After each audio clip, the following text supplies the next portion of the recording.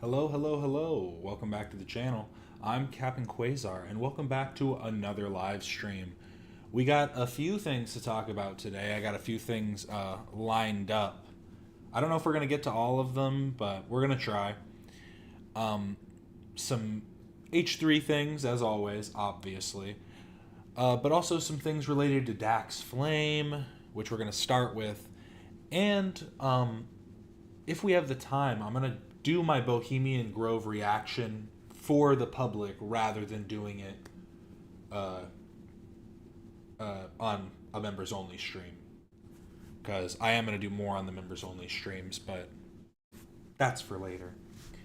John Cubicle, yes, indeed. But before we get started, South Park is supposed to come back in like 2 weeks, I think. Will it be bigger if I do it like this? Oh, that's not the right thing. But whatever. So I found this from 15 years ago. So I think this commemorates, I think this is the best promotion for South Park that they're ever going to get. Here we go.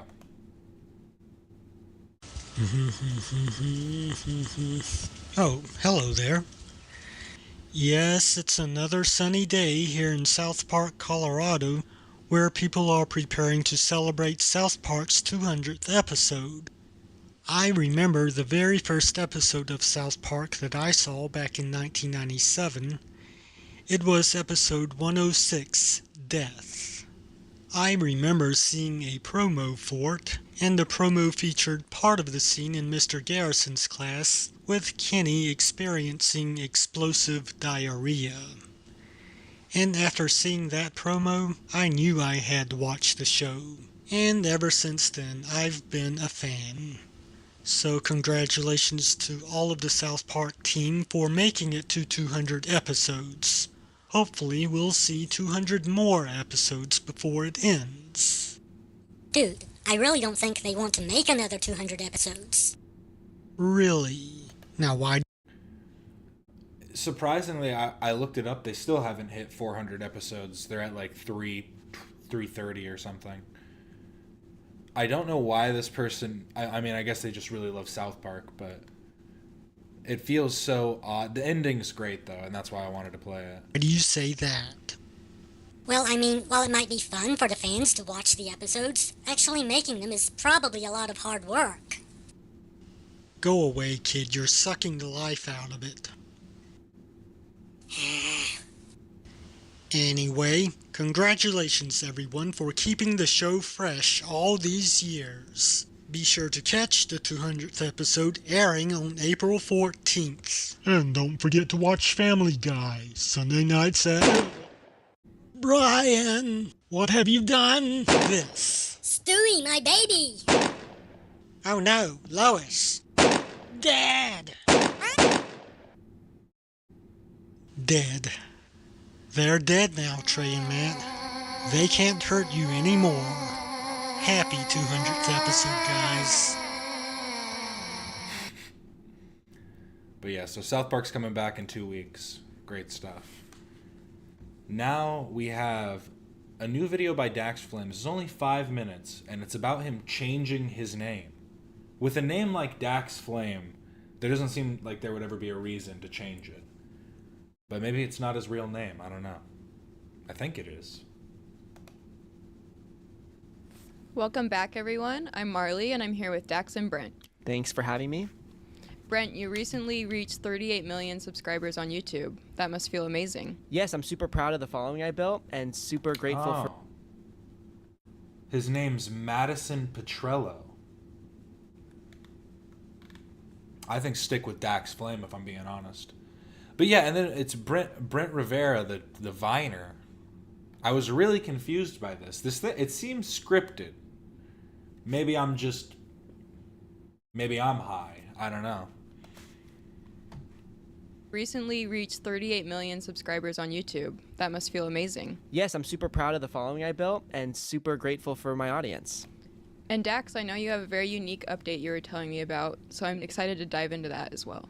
Yeah, I'm excited to talk about it. So Brent, how old are you? I'm 27. So you're a Capricorn, right? Yes. I know Capricorns are known for being ambitious and having a strong work ethic, so it makes I can't wait till I turn 27 so I can become a Capricorn.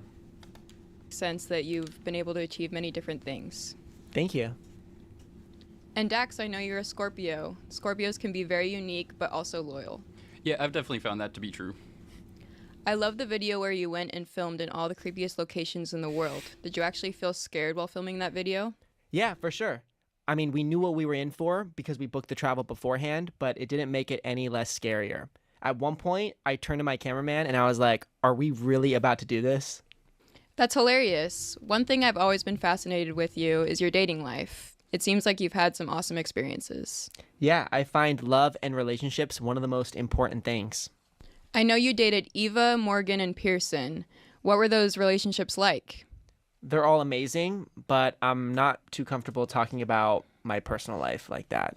I just think that we should respect each other's privacy. I understand. I recently saw a funny picture with you and a bear. What was that like? Oh my gosh. Hey, don't ask him about his personal life. He just said that. God, does she even listen? Yes, we did a shoot with the bear. It was hilarious, but it was also scary as well. That's hilarious. And what is Alan Stokes like in person? He's amazing. I love working with him. And Dax, I know you've been very busy lately. Yes, I actually went to New York and Tokyo since last time. The way they just keep cutting between all of the cameras just seems so unnecessary. We did a shoot with the bear. It was hilarious, but it was also scary as well. That's hilarious. And what is Alan Stokes like in person? He's amazing. I love working with him. And Dax, I know you've been very busy lately. Yes, I actually went to New York and Tokyo since last time. Was it fun? Yeah, it was super fun. And do you have a Porsche and Ferrari? They should just stick to the wide I mean, it works. It honestly works. What do I know? Look at this, 39K in 5 days. It's hitting. Yeah, I love driving them both, and it also makes people happy to see them. Do you have to cut exciting... That sentence literally went in one ear and out the other. He's talking about his car? Yeah, it was super fun. And do you have a Porsche and Ferrari? Yeah, I love driving them both, and it also makes people happy to see them. It also makes people happy to see them. It does. When I see a Porsche and Ferrari, I go, oh, yay! Do you have to cut exciting things out of your videos? Yeah, we can't always use everything that we film, but that's just part of the process, and it's fun either way. Dax, your life has changed a lot in the past year. It's been a lot of fun to watch you grow. Oh, thank you. So, Brent, what was it like meeting Zac Efron? It was super fun and unexpected. I was on a flight. Is Brent Rivera the one a little too close to his sister? Weren't they all back in the day? I think so. I think it was him. Editing a video, and he tapped me on the shoulder and asked me, what are you editing? He wanted to get into YouTube, so I gave him some advice with how to do it and what camera and equipment to use, and yeah, that's how I unexpectedly met Zac Efron. That's amazing. Mm-hmm. Are you okay? Oh, yeah, but I've just been experiencing some self-doubt lately. Do you want to talk about it? Okay, well, basically I've just been trying really hard to improve with comedy, but then, sometimes I just have thoughts like, oh, maybe I should just give up. Well, everyone faces No, Dax. Never give up. Never give up, Madison. We love your content. self-doubt. It's totally normal. Yeah, and the most I tried to look up Brent Rivera's sister on the side. It was him, but I think it would take too long, and it would just feel weird looking at the content to be like, wait, is this one creepy? No, not this one. Let's find another. So I didn't want to pull any out. important thing is to, never give up. Thank you. Yeah, I don't know why I keep doubting myself. Earlier, you were telling me you were thinking of rebranding. Is that because you've been facing self-doubt? Yeah, exactly. I mean, I had the idea, and I don't know if it's good or not, but basically I had the idea that I could rebrand as a way of proving that I'm committed to chasing my goals. And I had the thought of changing my name from Dax Flame to Dax Funny, and as a way of just being like, okay, this is a big gesture showing that, yeah, I'm committed to that, and I would never give up no matter what. That's interesting. Thank you. Yeah, I also think it could just stick in people's minds better maybe, and just make it clear what my goals are. But yeah. I don't know for sure if it's a good idea. So yeah, I would love to ask also for people's advice. If you think I should do that, let me know. Personally, I think Dax Flame, it hits a little bit more than Dax Funny. That's just me, you know. I don't speak for the masses, but personally, I actually really like the name Dax Flame. If you think I should do that, yeah, please just let me know, because I I'll drop a comment. don't know. Personally, I think that anything that gives you hope and motivates you is a good idea. I heard of a study that if you place a rat in water, it will drown in 15 minutes. But if you save it once, it will keep waiting for 60 hours, just based on the hope of being saved. Oh, that's incredible. I also think that if I did a rebrand like that, it would be good of because I had the catchphrase of okay, and that never caught on. But I love saying that, but it's just I was thinking Dax Funny could be like a thing where someone's like, oh, that's funny. Oh, Dax Funny. Like it sounds like that's funny, so people could say that, and then maybe make people start conversations, and maybe that would have a better chance of catching on. And yeah, I don't know. Yeah, I see. That's clever. Thank you. I like that, but yeah, I think it's a good idea to get audience feedback. Yeah, for sure. And whether I do that or not, It's reminiscent of Girl He Funny 1X, if any of you guys know him. So I don't want to say you're trying to steal anything, Dax.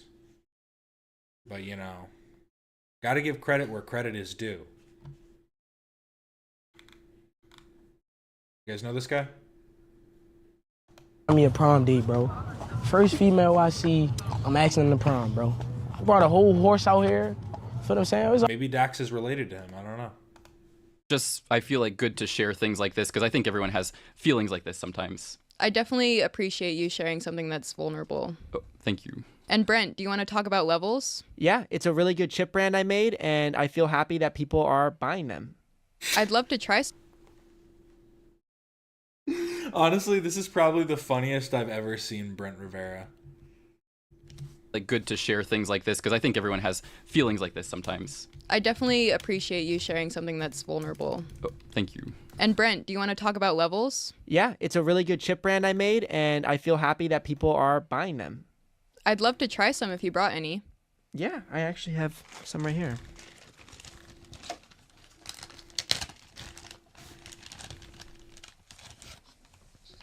Thank you. Yep. Do they not have a packaging? They just come in this Ziploc? I kind of like it. Break it down like some pack.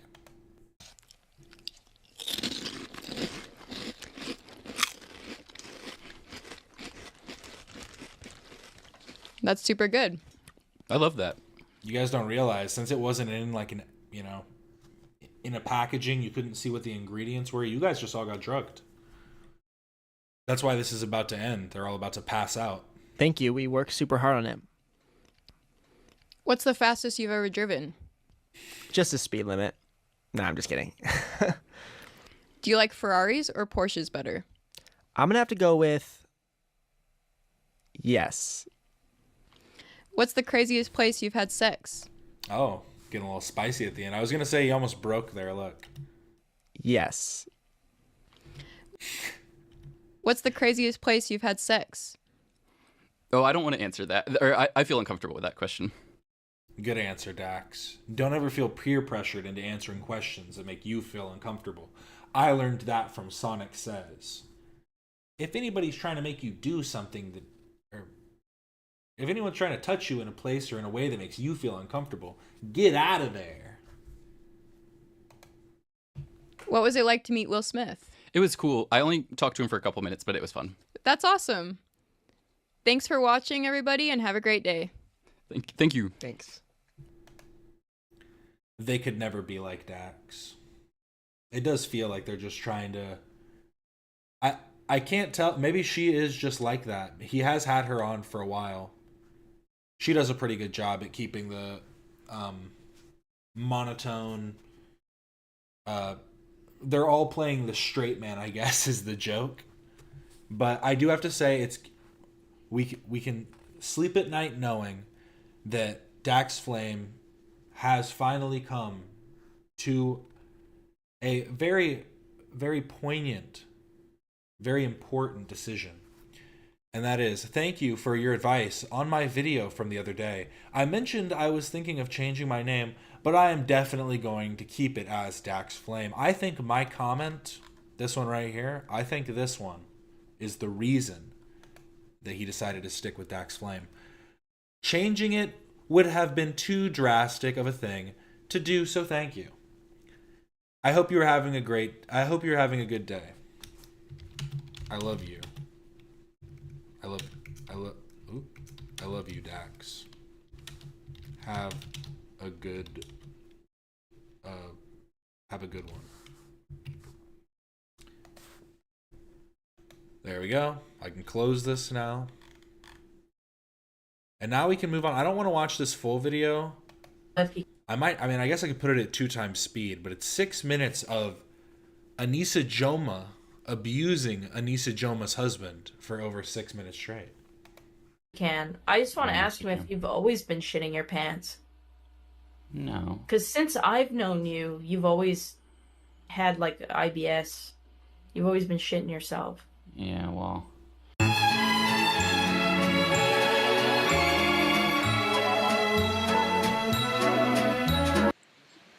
What? I said, do you know what Ian would make? What do you mean?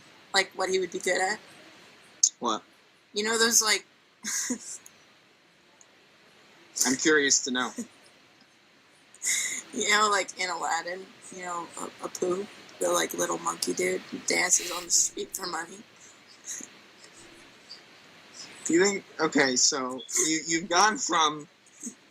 Chris, your girlfriend would make a great porn star. You know what my boyfriend would make? A great monkey that dances on the side of the road in third world countries for minor attention and possibly food. What is he actually doing there? I know that we're supposed to be like focused on the audio, but what is he actually doing? That dances on the side of the road in third world countries for minor attention and possibly food. This causes me pain. It's like... Ian 2 years ago was like a stick. Yeah, no. And I was like... I weighed more than Ian two years ago. Yeah, that's... But like also when he started fighting for the first time, his head, it was like a chicken. And he would like move his body, but not his head. So he would do like a lot of this. And the coach would be like, no, move your head. And Ian would be like... Because I really liked it. It was kind of cute. It was endearing. It's like a baby chicken. Yeah. He's gonna grow. So comparing how much you've grown in 2 years. Yeah. You're a big one now. Yeah, I'm big. She's telling you how 170. I mean, yeah, 140. Yeah. Very skinny. Yeah, I never had, yeah. I think it's always a little bit emasculating when you're boxing someone who has more boxing experience than you. No, Mr. Idubbbz. You hurt me. You hurt me, Idubbbz. No. Mr. Idubbbz is too loud. Mr. Idubbbz is too loud.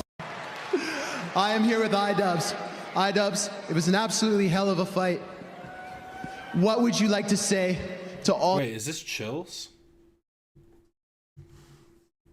It was an absolutely hell of a fight. What would you like to say to all your fans and supporters that were rooting for you here today?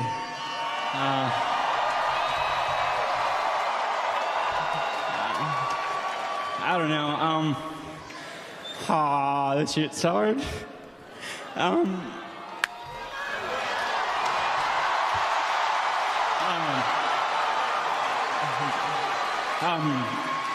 Yeah, I really appreciate everyone. You know, I know I'm not everyone's cup of tea. I don't care about what Ian's saying. That's Chills, right? I was hoping he'd come back up. Ooh. There we go. That's him, right? I think so. He's not doing the voice, so I can't, it's hard to tell. But yeah, it's him.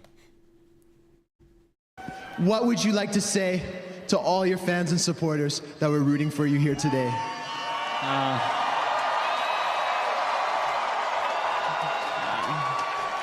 I don't know. This shit's hard.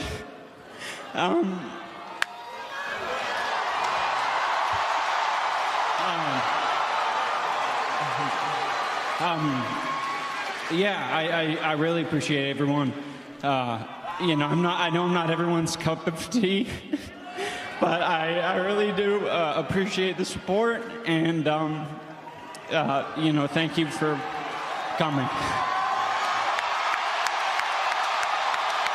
What were the thoughts going through your head when Ian started crying? Please be honest. I mean, that wasn't I didn't think too much. One thing I was considering watching later is watching when Bradley Martin just had Sam Hyde on his podcast with Mayhem Miller for some reason from Bully Beatdown. But Sam Hyde talks pretty openly about his his level of anti-Semitism and level of racism. And you can act like, oh, I don't hate people, I'm not a hateful person or whatever, but he does genuinely believe in a form of race realism or whatever, and believes that for some reason white people deserve America because they deserve the United States because they took over the land, but his claim is that Jewish people are in power, they somehow don't deserve that because it shouldn't be a meritocracy. You should just give the white people the power, basically. It was very strange. I'm definitely dumbing down what he said, but that's the short of it. So I was thinking about watching that later. Much of that. I mean, it's probably, you don't really have to be a bitch to start crying in that situation. And I will say, when Mayhem Miller, roided out Mayhem Miller from Bully Beatdown is beating you in the in the marketplace of ideas or whatever, I think you might need to rethink your whole worldview. Because he just asks him a few times. I'm definitely gonna watch it later. Because Mayhem Miller asks him a few times, well, what do you want to do about it? And he just goes, I'm not offering any kind of answer. I'm just saying, that they're bad. It's so dumb. I was oh, he's crying. Oh my god. I was just this kid just took so much head damage for nothing because his bitch girlfriend made him do it, and it made me sad. Coughing in the morning, and I filmed it because I thought we were going to do a documentary, so I filmed him coughing in the shower. All night he was coughing. I was like, oh my god, this is going to be so bad. He also had fractured shins, but you can fight on fractured shins, but you couldn't be as bouncy, but we found that out. People are going to be saying excuses for the fight from a year ago. Yeah, from a year ago. Let me just add, he still would have lost to Dr. Mike even if he could breathe and didn't have fractured shins. Start making money again, so maybe explain why you cried, because I feel like people might be kind of curious. Well, yeah. Yeah, someone said jump scare. Pick 3 words to describe your fashion, and that's how you can work on your fashion. So you whatever 3 words work for you. So for Ian, for example, I would say trashy or trailer park would be one. Untucked or a bit unorganized and simple, right? White. Well, that goes with trailer trash. Oh, okay. but there's 3 descriptors that he kind of always likes to follow. He likes it's a bit unkempt looking, but it's simple. He keeps it pretty simple. He'll have one statement piece, maybe that shirt. And it always has the theme of trailer park or kind of just he's frumpy, pretty ugly, kind of gross. He kind of always has this single item that just makes me go, ugh. And that's why I love him. Yeah, that's his vibe. Do you identify with the trailer parks, Ian? Not even that's why I love him, and that's his vibe. This is a crazy one. What the hell is this? Is that her last name? He's taken her last name. Brother. They married in June. with Idubbbz' last name changed from Washburn to Joma. My brother, oh man. Man, I want to see chat right now. See, I don't necessarily have a problem with the whole name change thing, except for the fact that she said that she genuinely finds his name ugly. I saw someone in like a comment section somewhere say that Ian said before that he doesn't have a good relationship with his father and that's why he didn't want to like keep his last name or whatever. If that's actually the case, whatever, good for you. But all I've seen is the clips of Anisa being like, his name just sounds disgusting. It sounds like someone that would be at January 6th. Like, stuff like that. Makes it sound like it's more about the aesthetics of the name and hating that rather than anything related to his heritage. He is deeply in pain. Hey everyone, it's your boy, Olabi, and as you can see...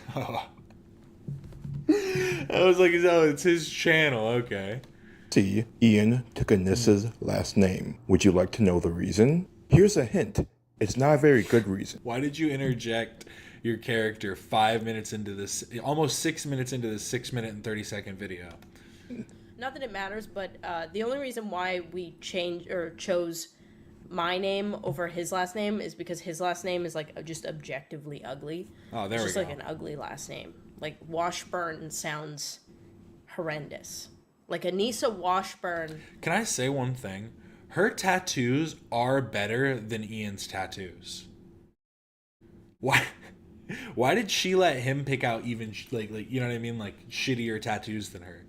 Because these are like the same style, but they're not as generic and can be stylized by the artist. Like, you know what I mean? Like a lot of people get these, like little, I don't even know what you call them, little devil guys. But you can get them stylized, which is, I think, kind of the point of the tattoos. But anyways, his disgusting name, his repulsive name. Definitely stormed the Capitol. That's how that went. But like, I feel like, I don't know. That's like, to me, Anisa Washburn sounds bad. I mean, there's like some days where I ask Ian, like, have I ruined your life? Yes. I've ruined his life. Yes. But how do you get the streamers themselves? It was Olabi. So this is from a channel called Grifter, and it says Ethan won. They're deleting everything. So I went and checked their channels. It's not like they deleted every VOD, but they might have started deleting the VODs that have the evidence on them, which doesn't mean they're not. I mean, we read the court like the court filing, I guess, and from how it sounds, they've already submitted like, you know, flash drives with copies of the videos themselves as evidence. So even if they deleted everything, it wouldn't matter. I think that it would be smart, regardless of if they win the case or not, it would be smart to delete specifically the copyrighted stream. Because if you won on grounds of fair use, then you could re-upload it and or, you know, just put it back as public and start gaining more money from it. But any money that you gain from right now until like the, you know, the trial ends and they figure out who won, who lost, could just mean more money that you're gonna owe.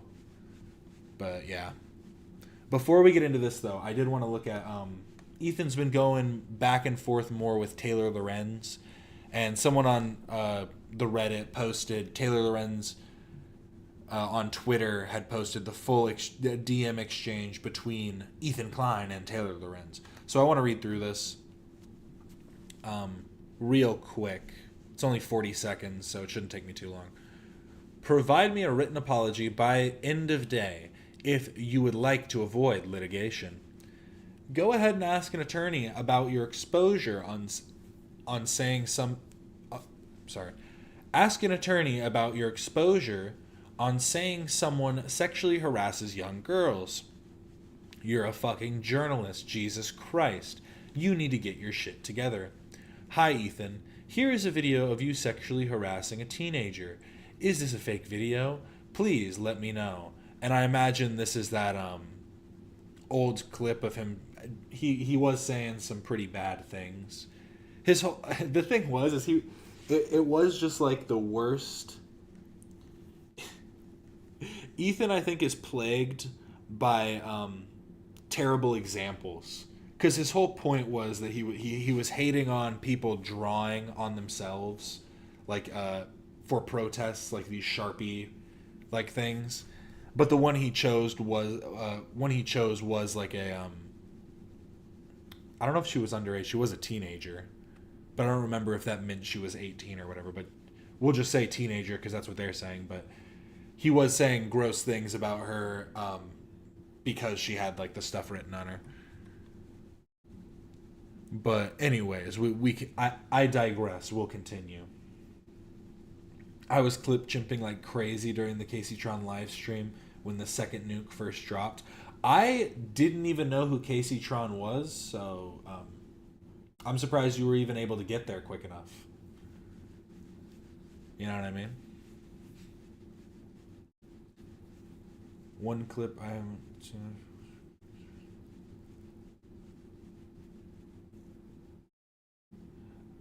Oh, I saw it. Did Ethan post it?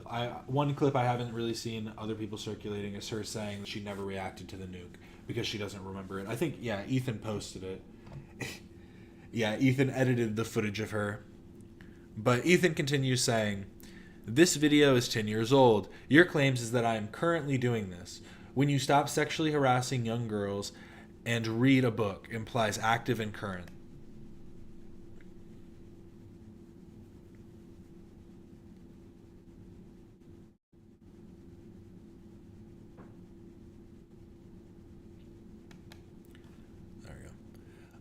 Okay, even the dumbest haters don't accuse me of sexually harassing women. What the fuck are you on about, freak journalist, by the way?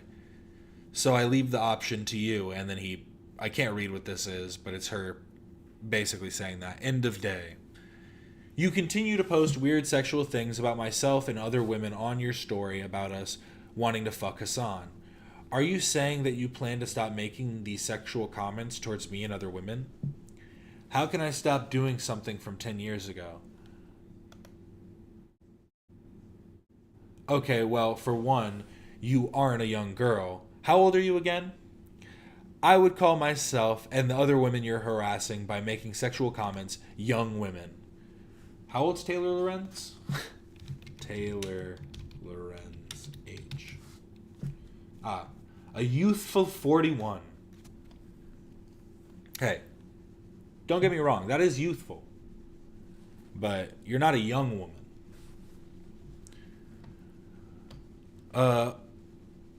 This is not something you did 10 years ago. You have been posting weird sexual stuff on your story about me and other women constantly in recent weeks. You implied I was a pedophile the other day. I don't think he implied she was a pedophile. He just said it was weird that she's texting like 9-year-olds on Roblox about Roblox protests. Which is weird. But to be fair, he doesn't know if they were 9. They could have been other 40-year-olds doing Roblox protests. Sorry, one sec.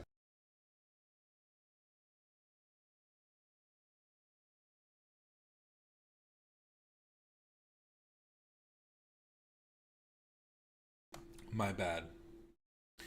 I think it's incredibly weird how you keep making sexualized comments about myself and other women. Do you plan to stop? Okay, we'll see. Thanks for your time. I genuinely don't get it, Ethan. I have no problem with you yelling at me every day about my political beliefs. That's your prerogative, and we can disagree. But making comments about my and other women's sex lives is gross. Will you stop doing that?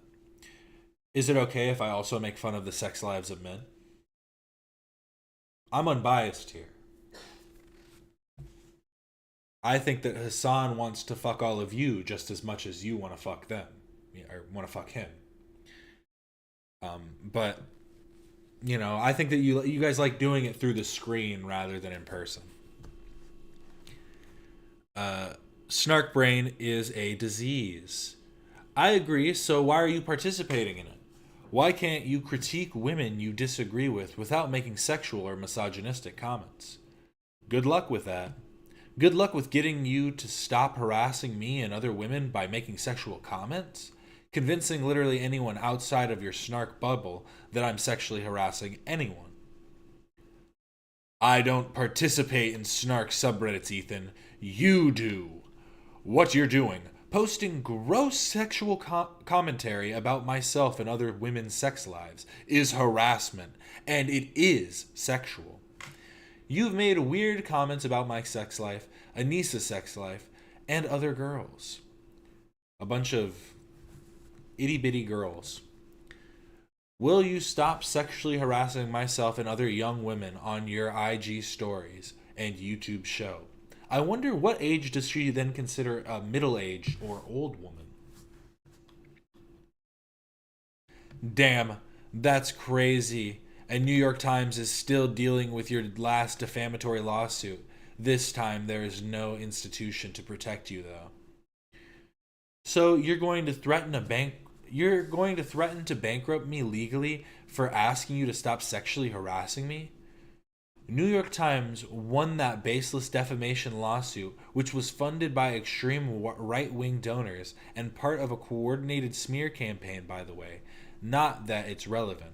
But I just want to make it clear, I'm asking you to please stop making sexualized comments about me on your IG story that are leading to a tidal wave of harassment and abuse from your fans and putting me in physical danger, and your response is to threaten to sue me into bankruptcy for asking you to stop making comments about my sex life. No one should be going to Taylor Lorenz and making comments about her sex life. You should be doing it here in the comment sections of the people commenting about it. I would never say anything to Taylor Lorenz. She's scary. But come on.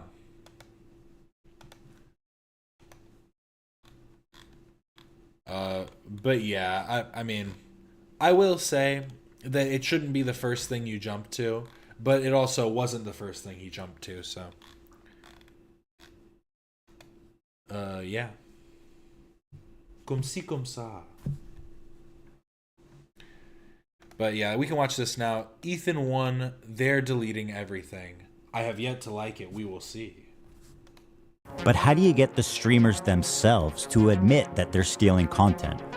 A lot of people have been wanting to watch this without necessarily supporting Ethan Klein. So we're gonna watch it. Can I use the bathroom, please? Did you see Casey Tron calling her chat little girls the other day? I did not. We're all just a bunch of little girls here, right? No one can harass us. Leave it playing. Well, guys, if you enjoyed not giving any views to that terrible video, follow, subscribe, throw a prime. It turns out they just do it for you. As much as I would love to talk about how this isn't what he's saying it is, this is in fact not what he's saying it is. Just because I didn't react to his stupid video, he had to make up that I did and put a video of me smoking. Yeah, sorry, this is kind of back from the last thing we talked about, but the clip of Ethan saying the weird stuff was, in a nutshell, thank you, Antonis Cazo. In a nutshell, Ethan was mocking Redditors who were actually saying crazy stuff towards the survivor by acting like an exaggerated version of them. The delivery is bizarre looking at it 12 years later. Yeah, I forgot that was like the extra layer behind it. It wasn't even necessarily him making fun of the like people writing Sharpie on themselves for different like things. It was him talking about the Redditors that were doing like that were complaining about that. And yeah, clipped out, it does look really weird because he's literally doing like a Redditor vibe of like, you know, meant to look super gross and disheveled. But again, that was going back to what we were talking about before, so my bad. Over his stupid video to get attention. So, it's looking like Ethan has won. Everyone is deleting their VODs, hoping his legal team hasn't already obtained everything. 'Cause, you know, that's what innocent people do. Yeah, Denim's, Frogan, and Caseytron, no, they are just completely and royally screwed. So, Ethan's new content nuke dropped the other day, and needless to say, I got totally debated by Destiny and Dan. Turns out, the new nuke was an announcement of 3 new lawsuits against Denim's, Frogan, and Caseytron for what Ethan describes as malicious copyright infringement of his first content nuke. And, to be fair, these people... He is a little nasally, I won't lie, but I can't hate because I'm nasally too, so... were essentially creating complete market replacements for his content and providing essentially no transformative commentary. Not only that though, some of them went as far as to say that they were streaming it entirely so people can watch it without supporting Ethan financially. Yeah, let's just say these people made it really, really easy on Ethan's lawyer.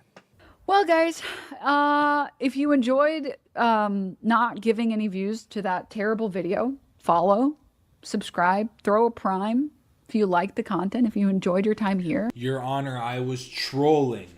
I was merely making a joke, a jest towards my audience. A lot of people have been wanting to watch this without necessarily supporting Ethan Klein. So we're going to watch it. Your Honor, I don't remember saying this at all. I cannot be held accountable. What the f*** is going on here? Yeah, that right there, that is a big, big no-no. Reaction videos can definitely qualify for fair use, but when your objective is to create a market replacement for the video, so they don't ever have to watch the original content, then soliciting for subscriptions on top of that, then you're essentially committing the most textbook definition of copyright. You know what I just realized? See, this matters in in the long term, and this matters for copyright in a sense. But realistically, if they lose, they can just be like, oh, it was just a Zionist lawyers meeting up with Zionist judges. It was stacked against us from the start. They just hate that we speak the truth out against Ethan or something. It would be some shit like that, honestly.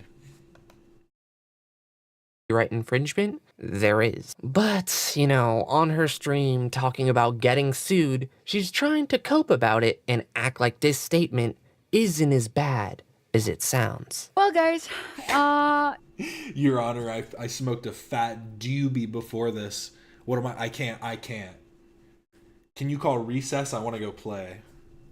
if you enjoyed not giving any views to that terrible video, follow, subscribe, throw a prime if you like the content, if you enjoyed your time here. It turns out they just do it for you. You couldn't cook up a more incriminating statement. D&M balls. As much as I would love to talk about how this is... Well, the market replacement overtakes any amount of transformation Denim's does in her reaction, right? It does, but only because her transformation was also very minimal. Like, in the lawsuit, that's what I'm saying. They're so dumb. Anything that they try and say is like, oh, how do they know? I didn't go through every timestamp because it would have taken literally like 12 hours, but they have it timestamped to like every second that they speak. So it's like every 30 seconds Denim's will chime in or whatever. But then they have it like compared for the amount of like substantive like stances or counterclaims that she makes versus like just incoherency, which is like kind of incredible. And like their legal team is going to have a lot of work to do to figure out how they can make it make sense, because I imagine they're just going to be told like, you should just settle. Isn't what he's saying it is. This is in fact not what he's saying it is. Solidarity. From what I understand from the lawsuit, no one factor of copyright like outweighs any of the other, but it as a whole, she really did like cook up the perfect lawsuit. But that's why like copyright is so like hard most of the time to like to claim, because usually it's just threats of copyright and nobody wants to go deal with a lawsuit against some major company, so why would they fight it in the first place? But that's why like doing these kind of things are necessary to figure out where the lines are drawn. Because why would I fight when I am doing like an actual reaction to something? What's the point of me spending so much money to fight a lawsuit when I can just be like, yeah, it probably is, whatever. And copyright, because it's, what was it again? It's like 4 different elements that you have to reach a certain magnitude of. In the fight. You guys will get to see it play out in court. Okay? All right. Again, as much as I would love... I know I ramble. I know I stammer and stutter and yammer on and on and on.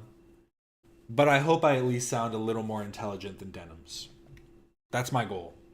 You know, as long as I'm not the bottom of the barrel, hey, we can float to the top. Love to get into it.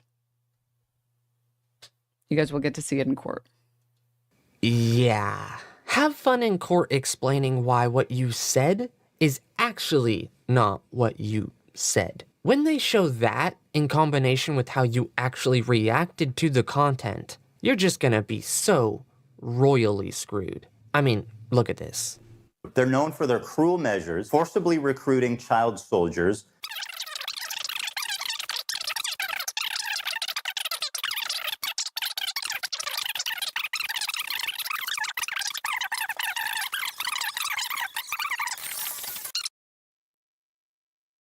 Okay, I must be the moron that didn't understand.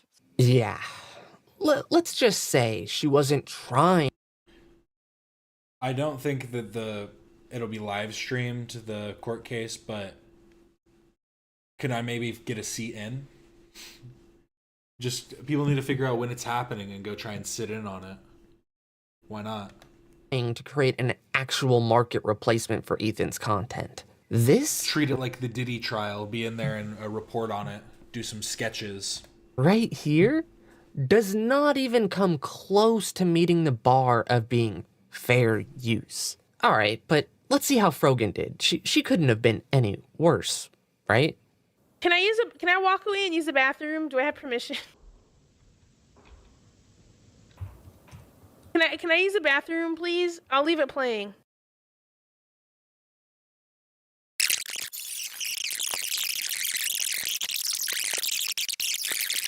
Apparently thinks Twitch is liable for me interviewing a Yemeni teenager who's only known genocide his entire life. What happened? Jeez, Hassan has really been just such a bad influence on these people. To think they could just get away with this sort of stuff. All these people call themselves commies and socialists, yet they're just so completely willing to exploit other people's labor when it benefits them. It's true. And I am, in fact... Well, I mean, they're just sharing in the wealth, right? They're benefiting from it. That's a socialist with only one shirt. This is just... They want to benefit and they don't feel like working. Communism. Communism for the dumbass, basically. It's downright exploitative. Hassan makes this excuse that he's actually watching the content in the kitchen on another monitor. But that doesn't make it fair use either, hun. You guys are just stealing content and then lying. React harder. She looks like what the fuck? Why is she wearing a flannel? About it after the fact and deleting your VODs. But I really don't think that's gonna save you as much as maybe Caseytron might think it will. Just because I didn't react to his stupid video, he had to make up that I did and put a video of me smoking weed over his stupid video to get attention. I'm sorry, I don't give a fuck about your video. Like, I don't know. I don't recall reacting to it. I don't believe that I reacted to it. I do not remember. I don't know. I may have been under the influence, but I do not recall reacting to it. Yeah. Let me know. That's not very good, but also, like, does it, like, I don't even know how to explain this. It shows, like, twofold that she is always too high, and that her commentary isn't transformative because she doesn't even remember the video that, like, she, you know, reacted to. Because I don't necessarily remember every single video if you gave me a name. But if I saw it for a second, I'd go, oh yeah, I remember this. This happened and whatever, and so on and so forth. To just straight up blatantly go like, nah, couldn't have been me. I may have been under the influence. I definitely was under the influence. Hey, I get faded too, but maybe, I guess it's not 42 bong rips. 42 bong loads. I saw... Do you guys say bong loads? Maybe I'm just too young. We all have always said bong rips. You know, taking a rip from the bong. You load a bong, but I'm not taking a bong load. I'm going to be honest. I'm going to have to pass on bong loads. But yeah. Know how that works out for you, Casey Tron. Something tells me Ethan would definitely download your VOD before suing you. I mean, as evident by the clips he shows during this video. You guys are just absolutely... How good of an editor does she think he is? How...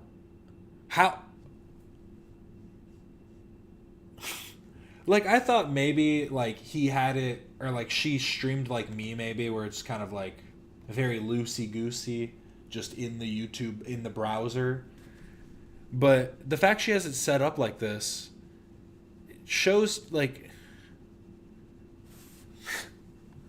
How could she think that he edited this in? It's behind you. You're overlapping. Royally cooked. And now these guys are like in a ruthless race to crowdfund their legal defense, which is hilarious to watch, actually. Denims was so quick to launch hers after Ethan's announcement. I mean, to be fair, she probably knew there wouldn't be enough funds to go around, so she probably correctly thought she needed to be the first to announce hers. Quite a ruthless businesswoman, to be honest. Let's see how that works out for her. Then, when Casey Tron did her response stream, she had chat help walk her through setting one up because she was just too high to figure it out. And then Frogan announced hers shortly after, and even decided to do a ruthless businesswoman herself, making her funding goal 200K, a whole 100K higher than the other two girls. And to be honest, that might have worked out for her because as of writing this, she has accumulated 22K, followed by Denim's 13K, and poor Casey Tron at 3K. You know, Hassan better get out there and start doing fundraising streams and putting a pinch of that multi-million-dollar bank account in those funds. Casey Tron told her boyfriend about the lawsuit live on stream. Audio coming in and out. Is it coming out in and out for everybody? If it's just you, try refreshing the page, but it could also be my connection. But Casey Tron also told her boyfriend about the lawsuit live on stream. What did he think about it? Was he also like, it's no big deal, whatever? Or was he like, what? I just bought more weed. I should have saved up. Fundraisers, or these guys are just gonna be screwed. Because what they are getting is just never gonna cover the legal fees for a case like this. And to be honest, considering their copyright infringement streams were an attempt to run defense for him, it's kinda the least he could do. But it's looking like he doesn't plan on talking about the situation again after this statement here. Is what I was talking about in I think when we had the podcast together, even back then. Oh, I want to say a little show note. Okay, here's to all the industrial entrepreneuring spirits out there.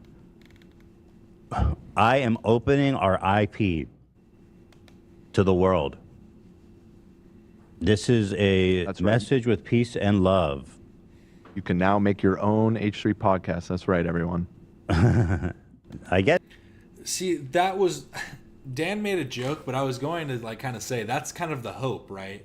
Is somebody like Ethan's Basement, now fallen fan, RIP, but that channel was decently made, decently handled, kind of like, you know, a fair take on what fair use is.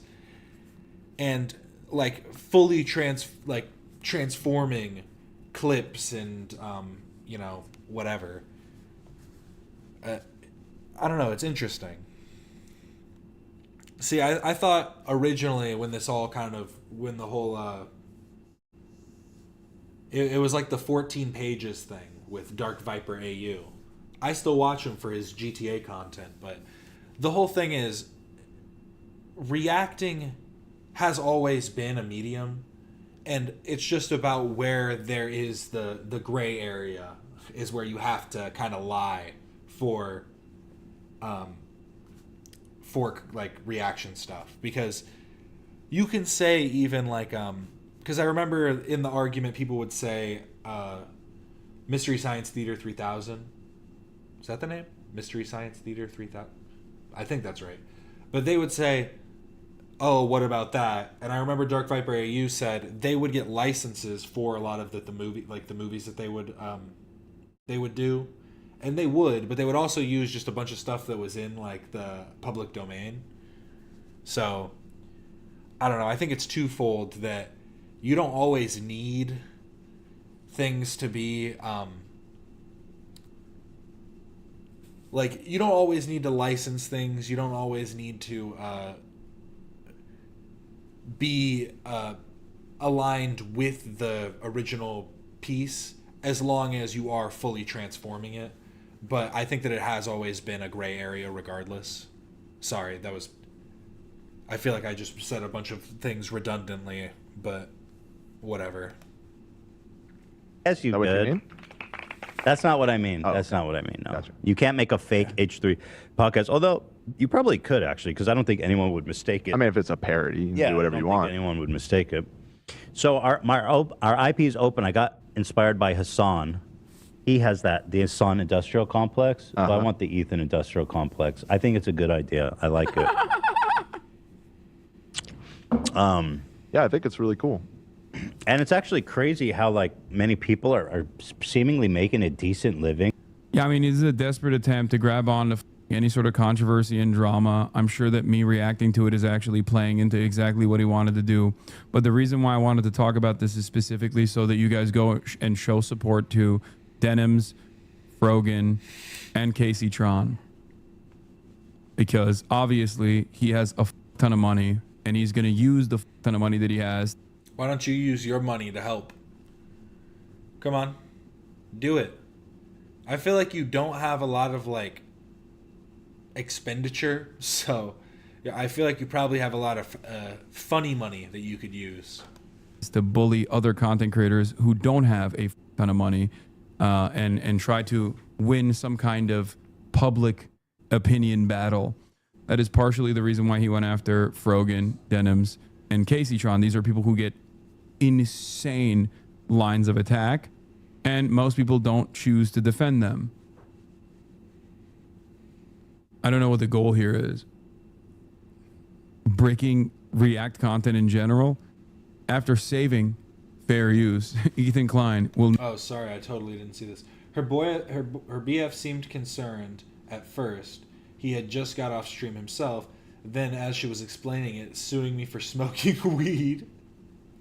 He said he has no case and that this is just what Ethan does, LMAO. I've been getting legal advice from viewers calling in, and they've been saying everything is looking good for me, and told him she just got the tarot reading. So I feel very good about that. This is what she told him verbatim. So she got the tarot reading before telling her boyfriend that she's being sued. She had a tarot card reader come on and give her advice. Yeah, I saw that. you know not for what you toil, or whatever. But yeah, when Casey and Ethan said Ethan edited the footage of her reacting to the nuke, that he purposefully picked a video of her not wearing makeup so that people would think that she's ugly, when she's actually a very attractive woman. Hey, it's all about the angles. Don't be mad at Ethan. Now kill fair use. One man's conquest. Please, can this be the last coverage? Yes, it will absolutely be the last coverage. Huh. That Ethan clip sure cuts off at an interesting moment, doesn't it? And while sure that might not look good on the surface if that was actually what he said, but what these commies don't seem to understand is it's not so easy to clip chimp stuff in court. And on top of that, I don't think what he meant was, hey guys, go create a complete market replacement for my content so people don't even have to attempt to watch me in the first place. The only time I'll remove something is like if it's just a wholesale re-uploading of like an episode. And we used to have that big problem when we were on Twitch. Mm-hmm. If you're re-uploading just full VODs, then that you cannot do. Mm-hmm. If you're cutting highlights, yes. If you're just re-uploading a video, that's stupid. Obviously. Yeah. Weird. So you're saying these people took Ethan out of context to make it look like he said anyone can just yoink his content in its entirety? Huh. What a weird thing to do from a community that insists Ethan keeps taking things out of context. Look, I'm pretty sure what he meant was he wants a community of people clipping. The entire streaming community will be putting pressure on Casey, Frogan, and Denims in a few months to settle. See, I think that they might, but I don't think it's even necessary, because regardless of what happens, I do think that this is better for actual like reaction channels, because it is going to make certain things more like it might make more it might add a level of restriction to the copyright system on YouTube, maybe, to where things might be flagged more easily. Or maybe the monetization would happen, like for streams, maybe you couldn't monetize the stream until the VOD is cleared or something. You know, like even, like there wouldn't be any retroactive funds earned or anything like that. But who knows? I don't think that like, honestly, I think that once you get to a certain level, you should be finding means of stability and your own kind of way of funding yourself. Because the fact that, like, it's great that Hassan, you know, can get donations and can get stuff like that, but I feel like that's where a lot of his money comes from, and I find that to be kind of odd when he is at such a level where he could be making more through merch or through public events or something. And repurposing his content and passing it around to promote him, and he was fine with people profiting while doing so. Some people seem to be acting like this is some sort of nail-in-the-coffin statement for Ethan, but if you asked him at the time if you could just pirate the entirety of his content and make it so he doesn't receive any benefit from it, he would obviously say no. But, you know, I guess have fun arguing your clip chimp in court. I wish I could see that, honestly. And you got people out here acting like this out of context clip makes Ethan inconsistent. But that's just wrong. He's been consistent on this opinion for a long time. Intersperse short segments of another's work with criticism and commentary, while others are more akin to a group viewing session without commentary. Accordingly, the court is not ruling here that all reaction videos constitute fair use, which I think is a great distinction, because us who do it well and who respect fair use, we hate these shitty Jinx styles reaction videos. And I think everyone on YouTube also can tell the difference. There's the classic. I'm trying to do a search right now, but it's just slow. I don't know if you can just search it straight up by its name, or if they're by numbers or what, but I'm trying to do it right now.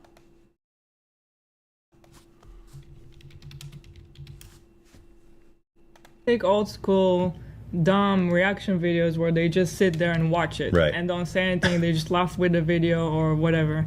And then there's the other kind where people put in commentary, editing. And so this is a precedent, a win on both sides. Yeah. Yet you have people like Hassan using that clip we showed earlier like it's some sort of silver bullet against Ethan and all of his hypocrisy. Isn't it a bit weird how Hassan, Frogan, Denims, and even Casey only showed the first clip and not what he said after? The guy was never okay with people just yoinking his content in its entirety.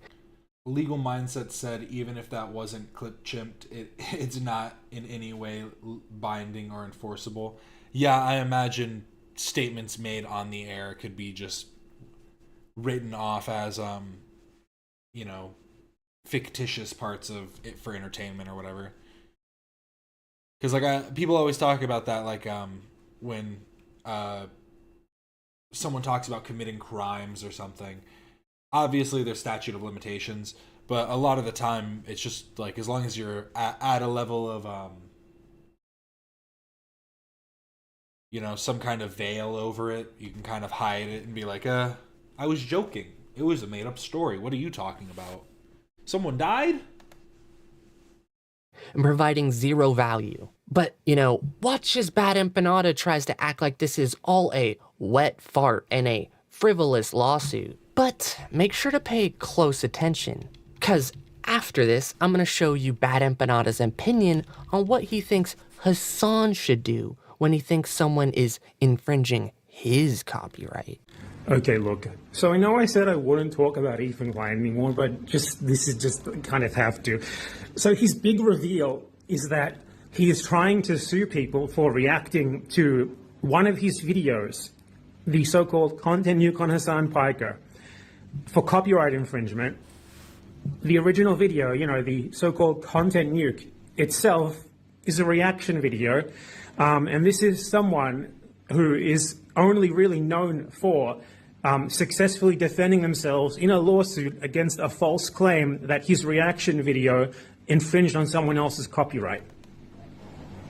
This is the biggest wet fart I've ever seen in my life, and I genuinely feel sorry for all the people politically aligned with Ethan here who now feel like they have to pretend that this is something special or good or not just totally embarrassing and also not just frivolous. Jesus Christ. Okay, interesting. Now let's see how he reacted when Willie Mack did a video on Hassan and how he thought it didn't meet the bar of fair use and what he said Hassan should do about that. For one. And for two, he doesn't actually explain like what is even going on, why you're supposed to think it's bad. Honestly, this video, it's not transformative enough to be considered free use. It's not. Like saying one line. It's fair use, not free use. Dumbass. Bad empanada, more like dumb empanada. Got him. Put that one in the history books right there.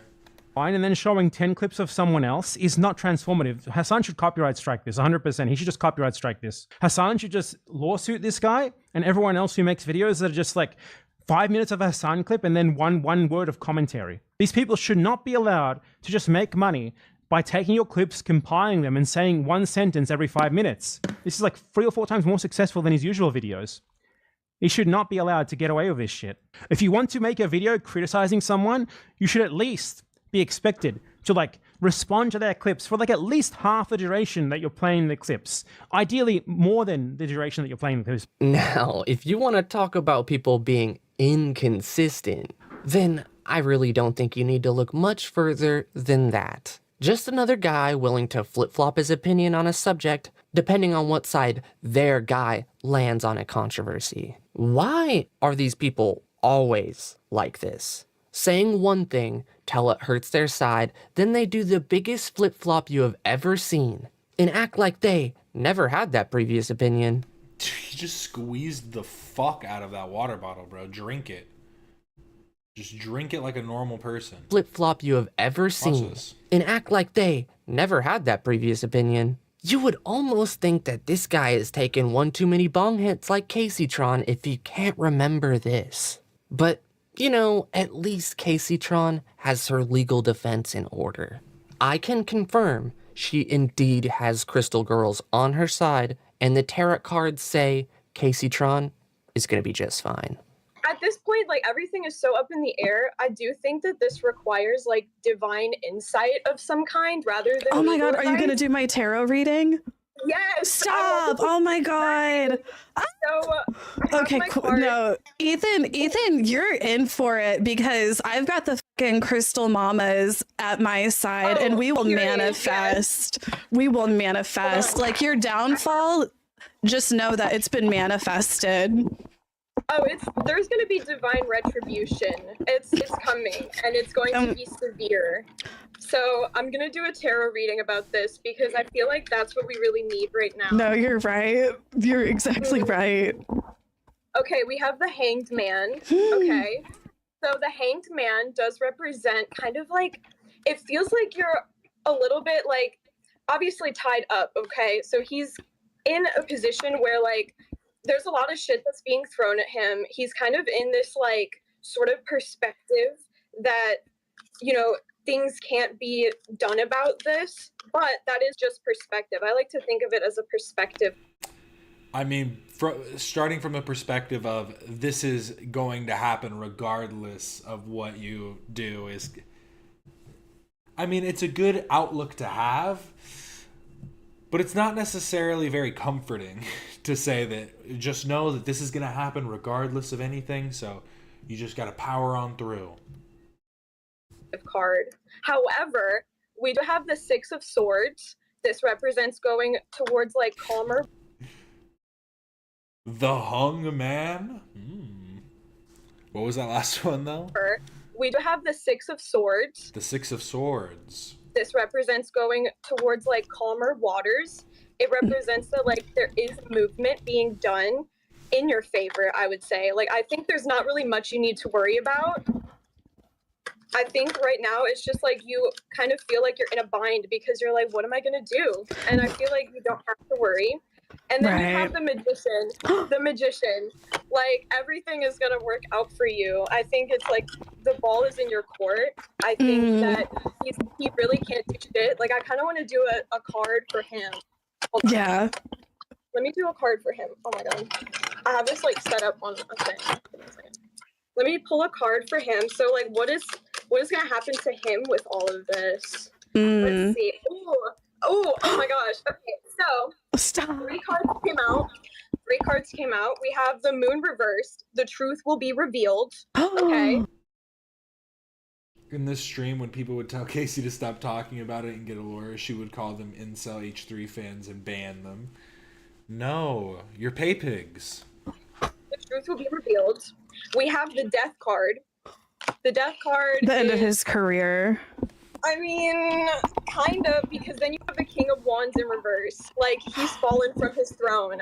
What a truly insightful legal analysis by Casey Tron. Well, I mean, the Death card isn't just about like just straight done. It's about like endings and whatever. Crystal Girl. Transformation. Ethan should. A lot of cards feel like they're just a lot of transformation, you know? Honestly, just drop the lawsuit now, because clearly the cards have spoken.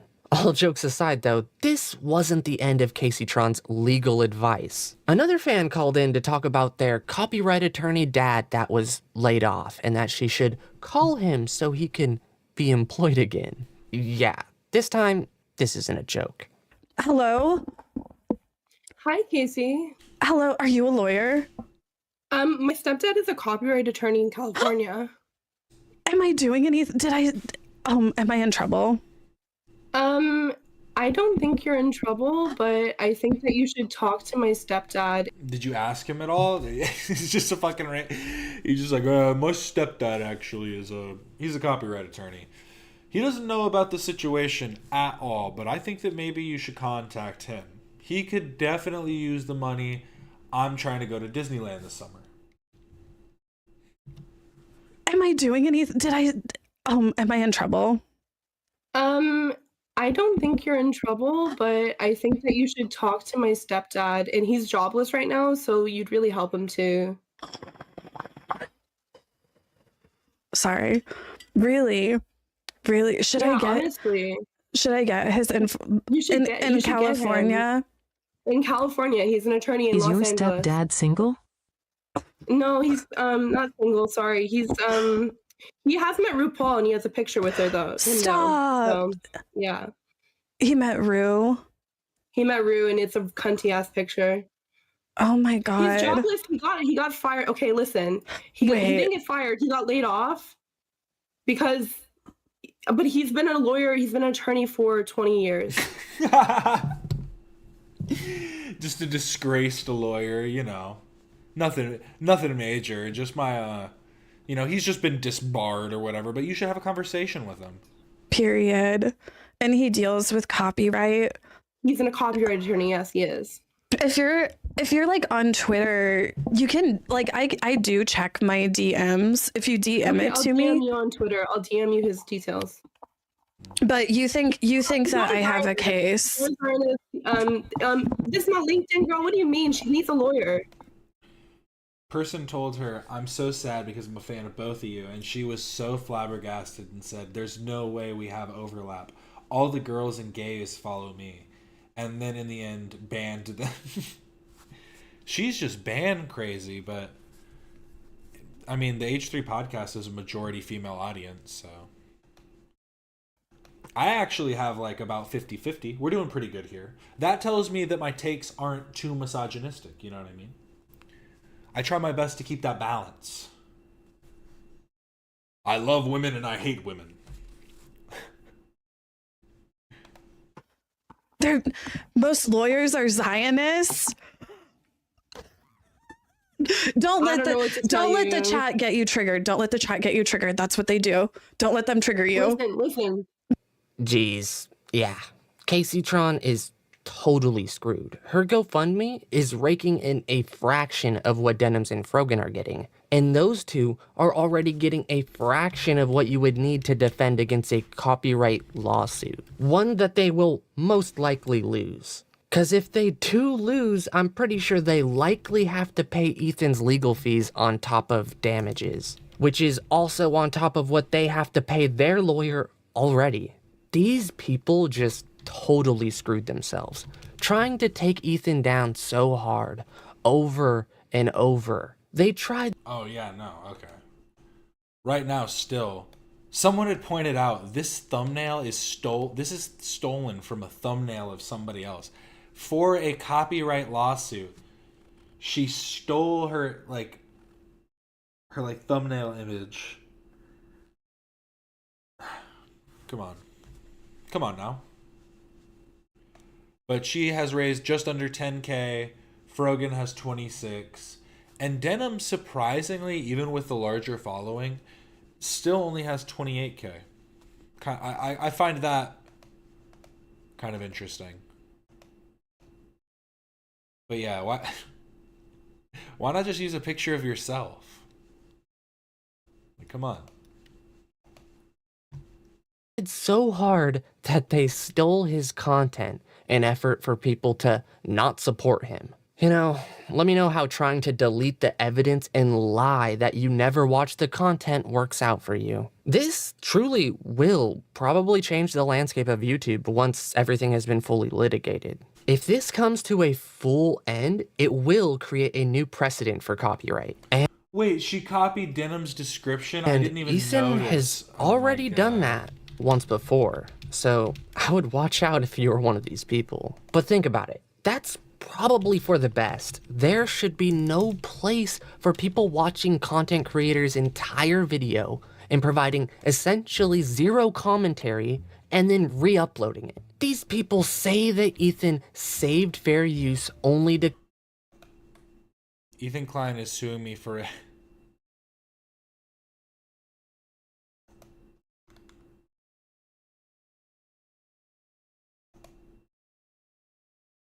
Yeah, she literally just added her name to the end. And also didn't even add any links. Great stuff. Really, truly amazing.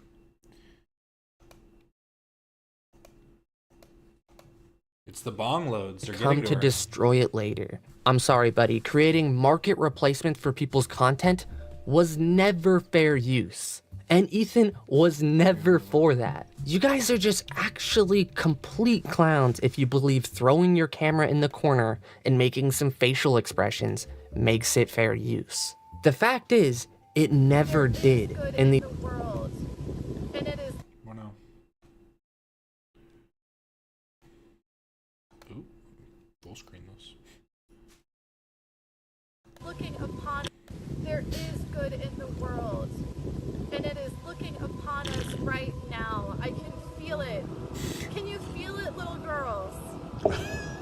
Can you feel it, little girl? Can What you the feel fuck? that positive, loving energy? What the fuck is happening right now? The matriarchy. The matriarchal. Can you feel it, little girls? What the fuck, dude? mothers, She's the insane. mothers. Shamanana, shananina, la la la, shana, la la. Ricky tiki ta ta ta. Ricky tiki ta ta ta. Help us. This can't be real. Shimmy-na-na-na. Shimmy-na-na-na. Shama-na-na-na. She's feeling the Holy Spirit. She's speaking in tongues. This is insane. I've never seen this. I love this. Thank you so much. Protect us from Ethan Klein. Protect us from his wife. The fart sound effect playing. Protect us from the viewers of the H3 podcast, the wicked, evil viewers. We're in your walls, Casey. We're in your walls. Of the H3 podcast. Great stuff. These people only got away with it because nobody pursued it legally. That is, until now. Even if Hassan isn't being sued, this will 100% change things for him too. This will change things for everyone. Alrighty, guys. Casey could have been the new host of Frenemies, the new co-host. But she threw it all down the drain. As I said my bit, I hope you guys liked the video, and if you did... Protect us all. We are all every woman. Yes. Mike is crashing. I didn't watch this yet. I was skipping through it to see if it was a decent watch. This is Content Cop Anisa's husband. We've already seen a Content Cop and a Content Deputy. And we just watched 6 minutes of him getting berated by his own wife. So I don't know if we should.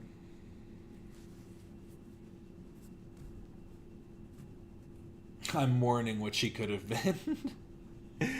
Nah, for real. The other video I have is I do want to watch at least get through probably around half of Alex's The Many Good Deeds of Ethan Klein by Alex the Fiction. Great watch. This is a solid one. Okay, we'll watch it then. If I need to, I'll put it at 2x speed and really zoom through it.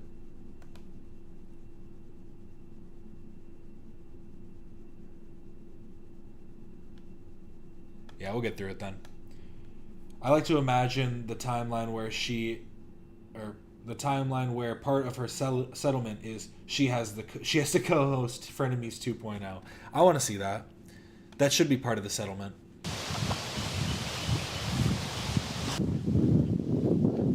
What is this? Now hiring Content Cop spent his final moments at his wife's tattoo appointment? What? I can't do this. I can't do this. I actually say it unironically and mean it. Kill yourself. No, I mean he's my childhood hero. I can't do it. Yeah. That's kind of sad. Your childhood hero? My childhood hero was Spider-Man. But hey, I guess we can't all look up to the greats. I gotta leave this for someone else. Like if you don't want to look up to me anymore, that's fine. I don't want you to look up to me. What? No, I have to. All right, fine.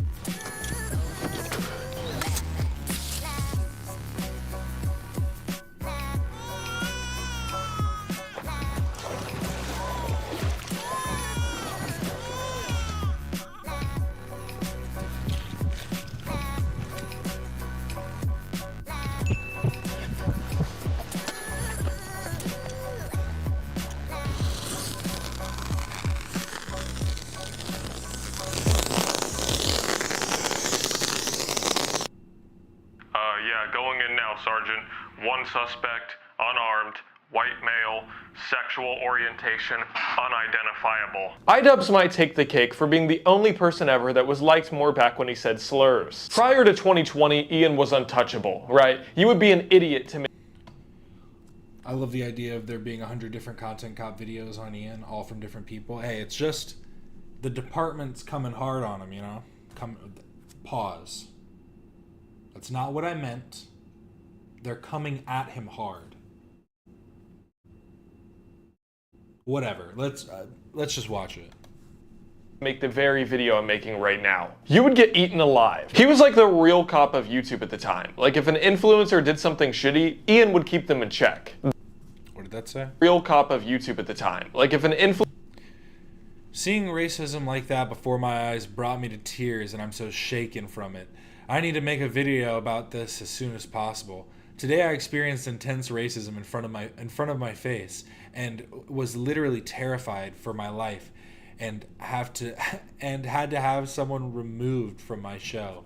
That's when he went up to Tana Mojo and said, "Say," and then said the N-word.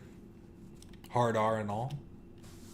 Influencer did something shitty, Ian would keep them in check. The nerd who stood up to the bully and the whole class clapped. So brave, Ian. But I'm here to tell you that it was a facade. He was never really as confident as he portrayed himself, and the cracks in the armor were starting to show even during his prime. Over the last several years, Ian has obliterated his reputation, and he's been on a downward spiral for these 5 reasons I'm going to be discussing in this video. So in true old content cop fashion, play the transition slides! Since 2022, Idubbbz has been backtracking all of his content in the name of maturity and empathy, but I guess empathy looks a little bit different for everyone else. One last question. Did you send the skulls? What is your opinion on the skulls, and did you send That laugh meant yes, he did. It was him. FBI, they're on their way. Send them. I don't know. I thought the skulls thing was kind of... Okay, I'm going to bring this up again. I know it's his widow's peak, but it just makes his receding hairline look even more crazy. He needs to shave it all off. He has literally an M in his M. Humor. M-section.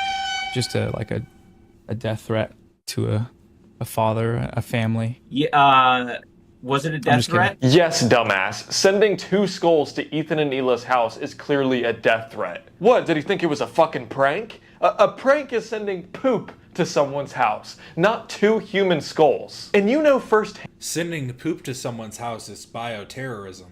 That is also a crime.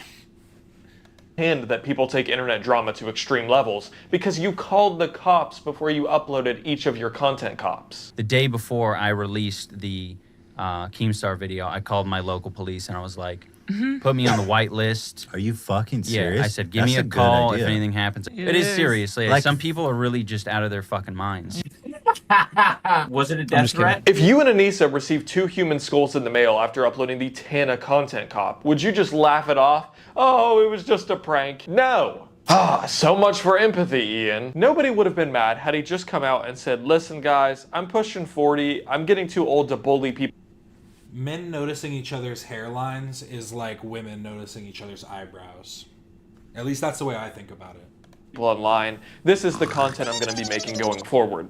But he couldn't do that. He's aggressively disavowing all of his old content, called you a basement dweller if you enjoyed it, and has been apologizing and crumbling to absolutely zero pressure nonstop for the last 3 years. I know that this apology isn't enough. I shouldn't be able to just make an apology video and walk away from it. This is something that I should live the rest of my life with. Anyone who thinks that I should be shouting the N-word from the rooftops, I don't want to be your cup of tea. Is that really what you think your content cops were? Just 20 minutes of you shouting slurs? If that's all you did, nobody would have liked you. Hey, what's going on guys? It's your boy Idubbbz. Welcome to a new content cop. In today's video, we're talking about Tana Mongeau, but we're also talking about niggers. Man, what Tana did here was bad, but also... Look, my God.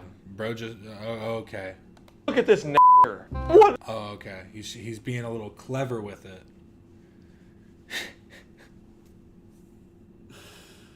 Still a little much, bro. That first one, Niggers. Man, what Tana did here was bad, but also, look at this nigger. What a dumb nigger. You made the video. You know you use slurs to call out Tana's hypocrisy. She said the context in which the word is used doesn't matter, yet there's clips of her saying it, so by her own definition, she's a racist. Everyone's a racist. You called her out for it in a fucking hilarious way, and she used the criticism to become a better person. I kind of think I like deserved that. I don't feel like I'm owed an apology. I don't know, like it made me do so much necessary growth, and I think it also changed the entire trajectory of my career and life. Like I don't even think canceled would be here. Your video served the purpose that it was supposed to, but no. I was just shouting the N-word from the rooftops. Ah, I'm sorry. I was bigoted. He does this thing a lot where he goes back and reframes the past in a way that makes the way he's acting now seem more justified. Like he did this with Rice Gum too. That was one of the reasons why I felt comfortable, bringing back Content Cop. Like, because in these past videos, it's like, okay, well, like, what does the internet not like about this person? It's really dumb shit, really petty shit. It's like, the harshest criticism. If you were making a video purely based on what are the criticisms of the internet, then yeah, you were a shitty creator. Because they should have been genuine criticisms that you yourself held, and that you're either willing to stand behind or say that you have like changed your mind on. But don't just say like, oh, well, I was just taking what everybody else was saying. I was just, I was just going with the crowd. What can I say? Criticism of Rice Gum was like, yeah, he's arrogant and he flaunts his money. Bro, she low-key got some titties. I think she's 16 to 15. I ain't gonna lie, bro. She got some. If anybody should have gone the Jenna Marbles route, it should have been Ian. Just straight done, delete the channel, be like, I'm gone, we're all good. All he did was just delete the old Content Cops and was like, whew. Now they're just archived on other people's channels. So it looks like I regret everything that I did, and I'm afraid of it. Titties on her, bro. Yeah, he's arrogant and he flaunts his money. What, he raped you? No, but did it feel good though? How long did the rape last for? 5 minutes or less. Oh, okay. I completely forgot that Rice Gum said all this.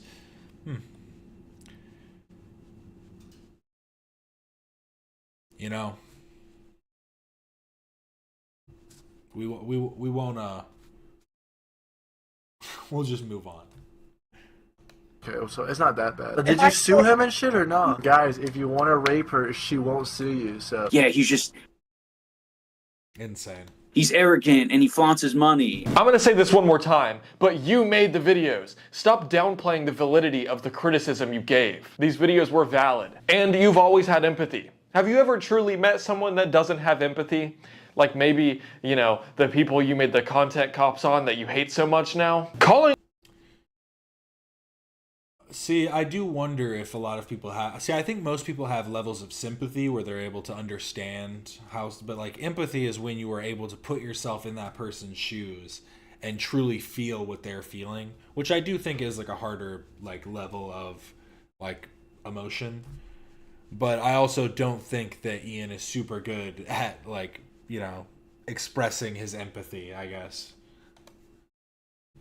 On your chat to spam, Alex is a stupid is not empathy. Saying you hope someone breaks both of their arms and legs is not empathy. Asking a rape victim if it felt good is not empathy. And making fun of an autistic kid is not empathy. And calling these people out is not morally grandstanding. Content Cop was never about saying that you were better than them. It was about critiquing their actions and character. Not, aww. But in an ironic turn of events, this moral grandstanding that you wanted to get away from in the Content Cops is all you do now. People on the left seem to be generally more concerned. Well, to be fair, for him it technically was moral grandstanding because he was doing things like ripping the Quran in half and like other insanely offensive and edgy like humor.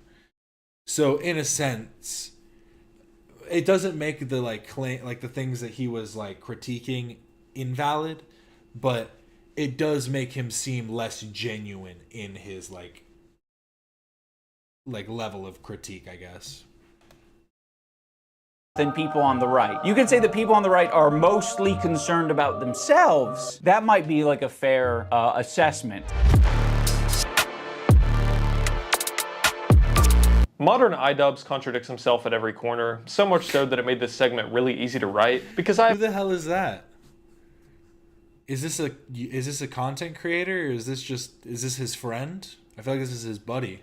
Idubbbz contradicts himself at every corner, so much so that it made this segment really easy to write, because I have enough examples of hypocrisy just from his latest content cop to make my entire point. Thanks, Ian.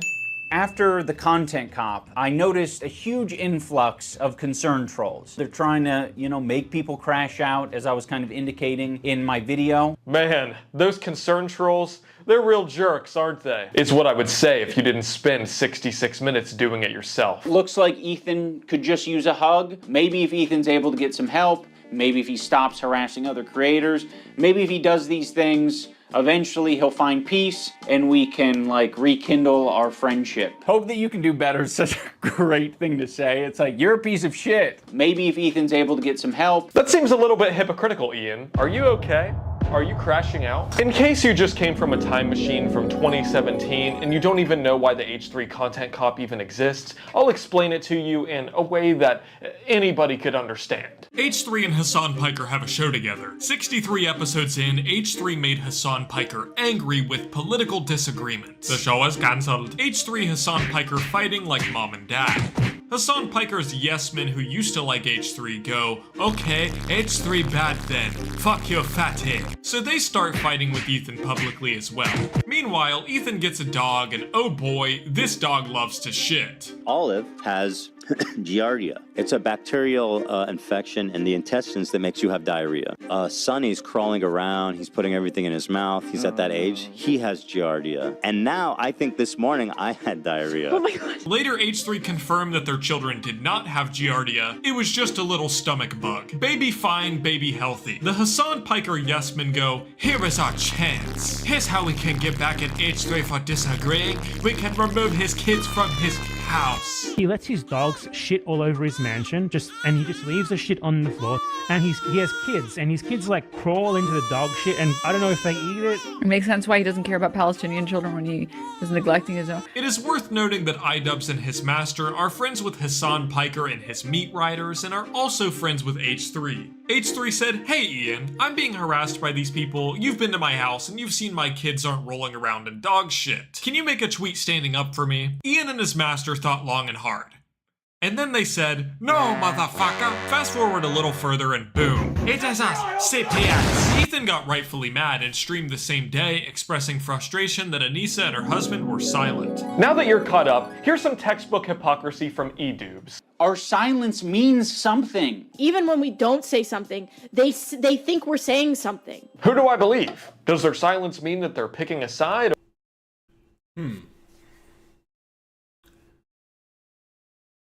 Ian doesn't say anything without it being told to him by Anisa. But Anisa's also a liar.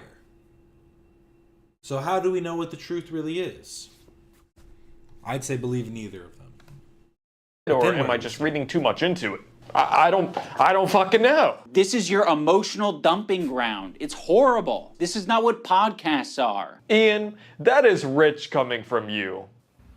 This is your emotional dumping ground. It's just really, it's really hard. It's horrible. I'm not gonna lie, when I watched this on stream, I thought he was trolling. I thought this part wasn't meant to be serious. I thought that it was meant to be a joke. But to learn that this was, he included this bit almost to have people, I don't know, sympathize with him more or something, is so weird. Beyond it being, fake or, he's only caring about himself. It's a selfish, he's crying selfishly or something. Regardless of all of that, it seems weird to include it. To be, This is not what podcasts are.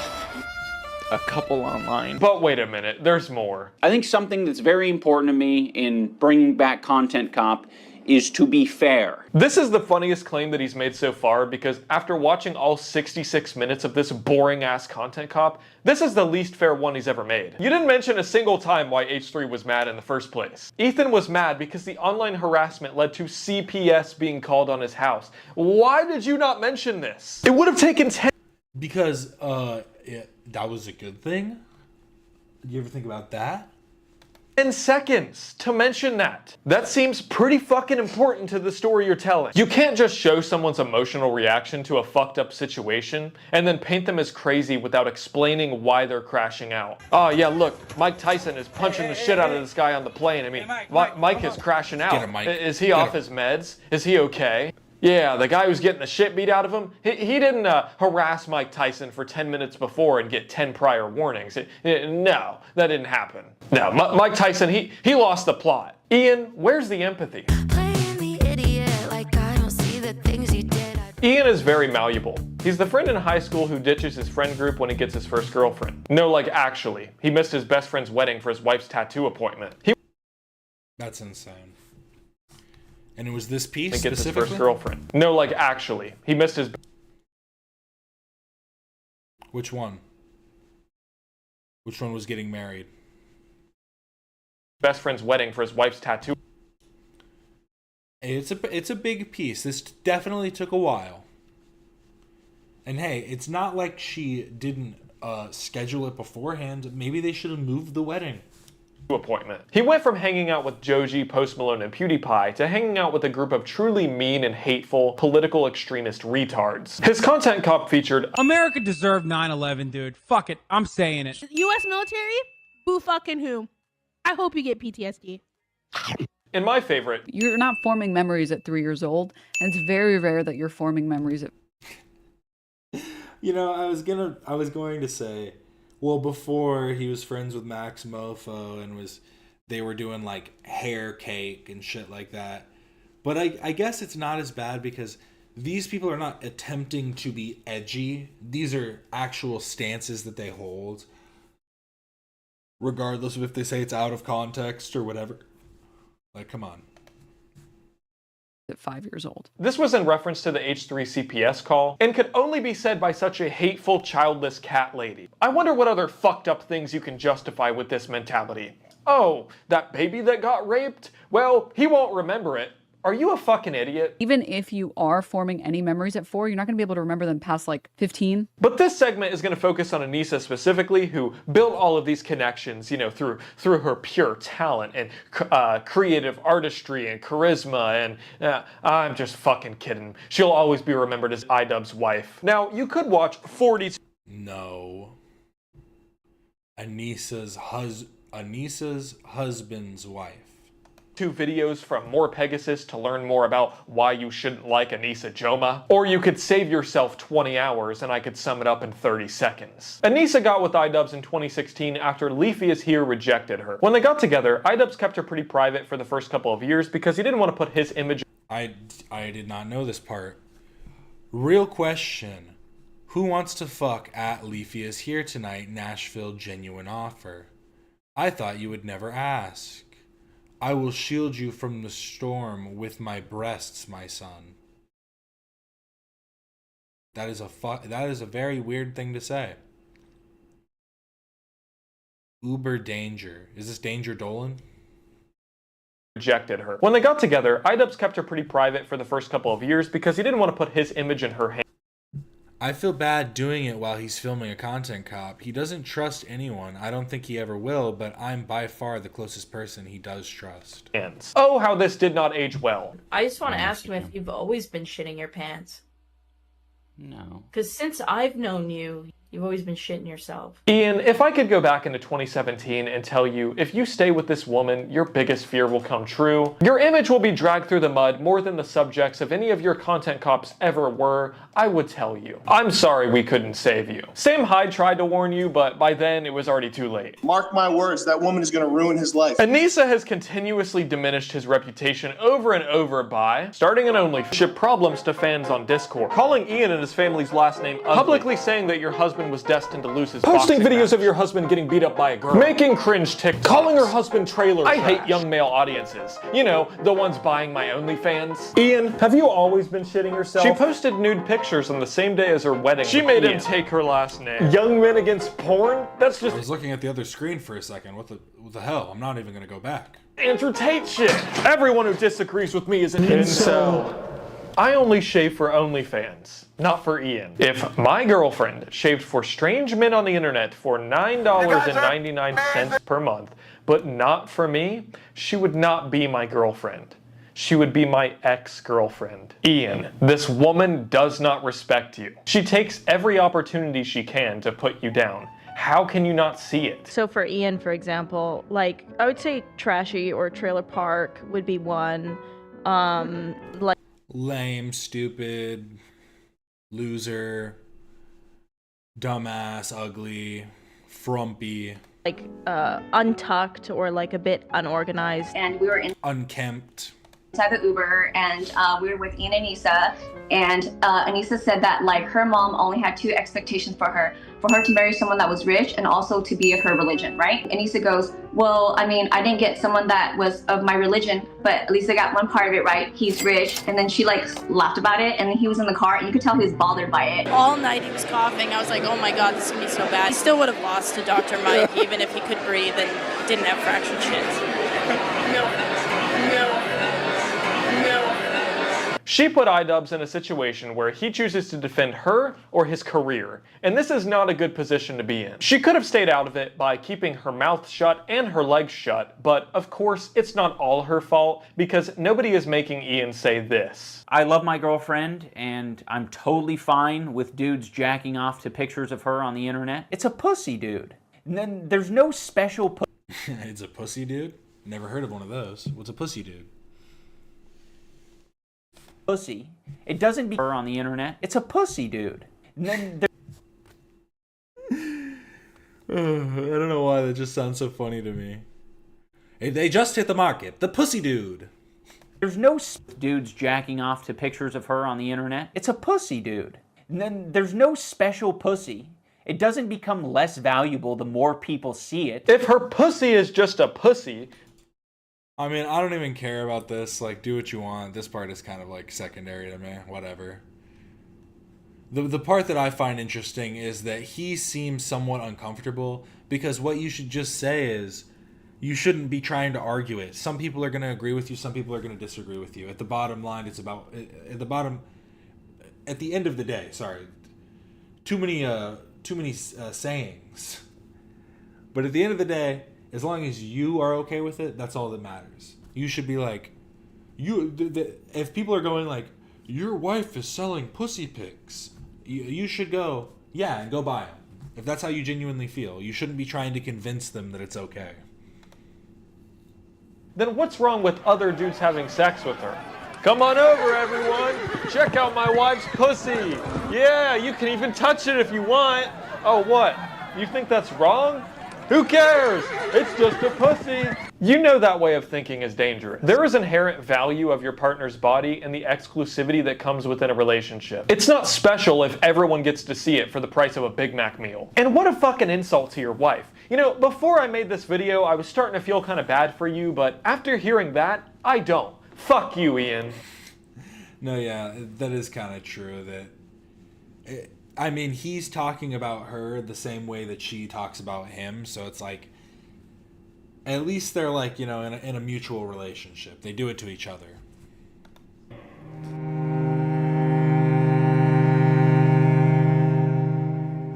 Okay, so at the end of the day, Idubbbz is a content creator, so let's check out his new videos. And with this newfound empathy, these videos should just be like the old Idubbbz videos, but without the, you know, the hateful slurs and bigotry. These are real people just trying to get through their day. You know, any antagonizing, like they didn't want that to happen. And they tried to make their boundaries clear. It's kind of hard to be ethical and reasonable when you have tasked yourself with something that is not ethical or reasonable to be doing. And being like a very vulnerable...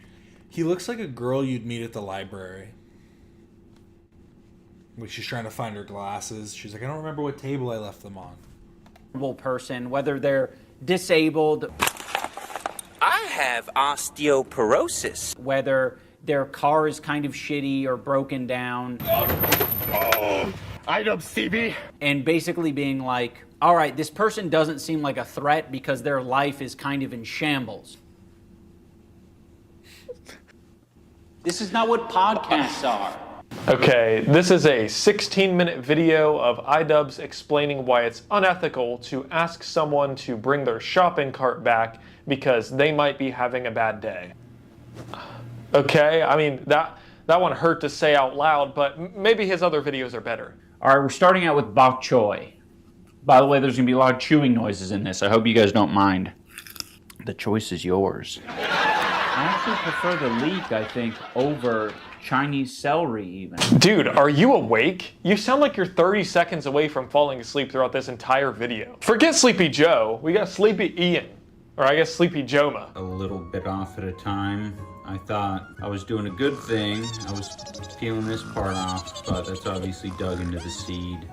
I mean, where is the life in this dude? Yo, is this guy fucking retarded? Yo, is this person fucking retarded? Yo, is this person fucking retarded? It's crazy what a little CTE or the love of a woman will do to you. Oh, okay, it's just CTE. Yo, is this person fucking retarded? His content is just so boring and lifeless now. Every video seems like a massive overcorrection to his old work where he's constantly trying to prove to his audience and his wife's friends that he is a morally correct leftist now so he can get in their circle. And I'm not even sure why he wants in their circle so bad, because the second he does something they disagree with, they're gonna turn on him just like they did Ethan. Like, he's just annoying now. Whether you're left or right, you've probably met somebody like this before that feels the need to slip their politics and their social justice into any and every topic. Oh, you don't believe in abortion? You must be a right-winger scum. Like, bro, you take yourself too seriously now. We don't care about your politics. We want to see you eat pickles in a sewer. Officer, looking for Ian Joma. Got it. All right, guys, come on in. Turn back now before it's too late. Oh, it's Ian's favorite. It's just going. I gotta give it to him. Going in there in your shoes, letting your pants get soaked. I hope you brought a change of clothes. Blue Red Bull. I love my girlfriend, and I'm totally fine with dudes jacking off to pictures of her on the internet. Okay, I didn't need to know that. This is not what podcasts are. Wait a minute. Get your camera.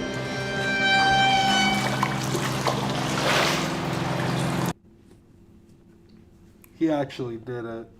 Come on, man. Hey, anything for the video. I gotta respect it. That's a Rhodesian Ridgeback. Wait a minute. It's a pickle jar. It's empty, but it has a note in it.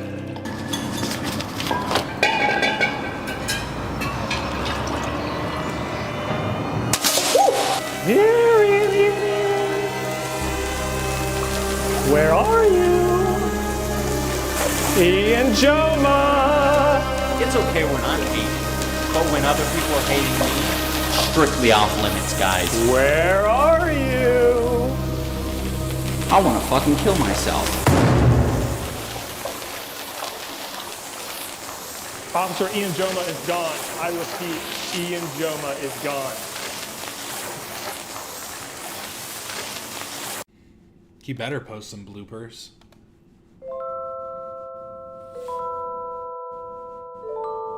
Ian insecure. Idubbbz was never really as confident as he made himself seem in his prime. He's always been really fucking insecure, latching onto whatever group made him feel accepted. After the OnlyFans drama, a girl that he went on a date with in 2015 came out and called him weird and said that he didn't pay for their Cheesecake Factory. Said that he took her to Cheesecake Factory and he didn't pay, which I totally believe. It really hurt him to see that. And then the Sam Hyde drama that I didn't even get into, but this all slowly whittled at his self-esteem until we have what we do today, which is Pussy Dubs. Straight off the bat, I want to let all the newcomers to my channel know that I'm perfectly fine with bullying. Make fun of someone because they're fat, autistic, or riddled with acne. I don't care. Make fun of them. I think my only stipulation with the bullying is that you also have to not be a pussy.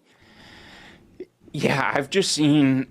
It's frustrating because I had some confidence at the start of that, but like... Well, I mean, at least he's being consistent.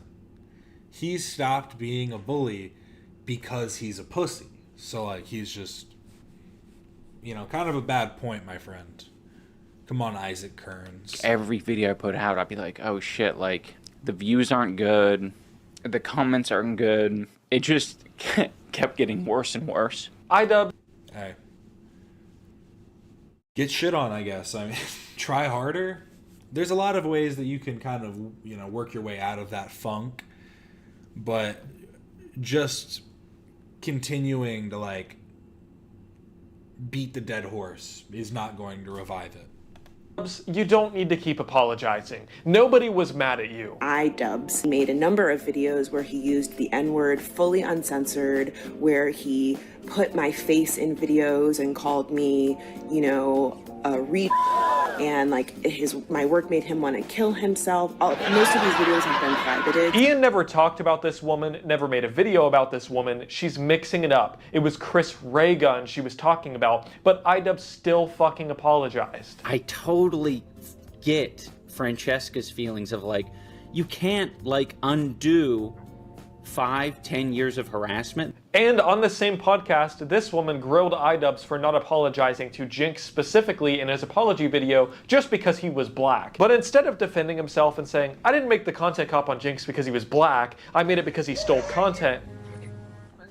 Not Batman, though. So Not what did he Batman, do? though. He apologized for making the content cop on Jinx because he was black. In a lot of ways, I am guilty of what I was criticizing Jinx for.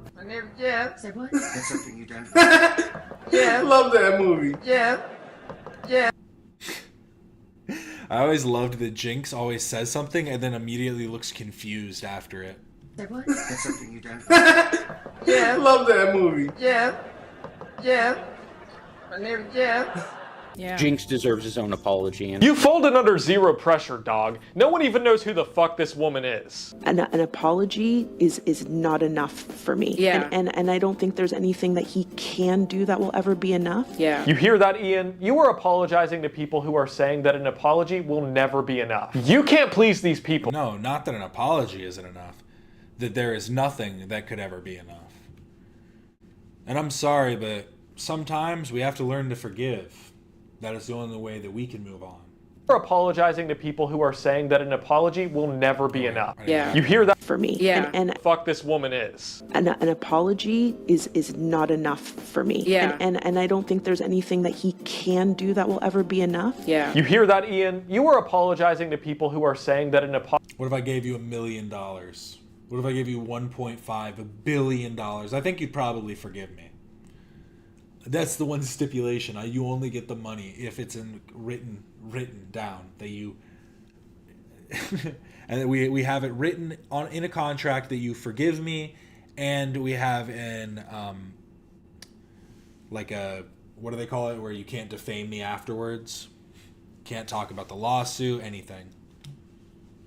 Apology will never be enough. You can't please these people. These are the most toxic people on earth because they don't want an apology. They just want you to suffer. They're not fucking reasonable. They will hold this over your head until you die. You don't want to surround yourself with these people. But go ahead. Keep going down this path. Surround yourself with these people. Be best friends with Hassan. You know, maybe let him have sex with your wife since it's just a pussy. But in a couple of years, you will make a mistake and these people will turn on you.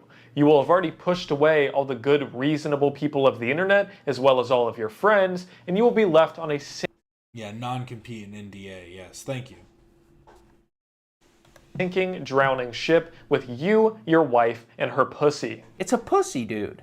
And then there's no special pussy. And I'd keep going, but I think I've said everything I need to, so I think I'm just going to go ahead and let Hassan Piker deliver the closing thoughts.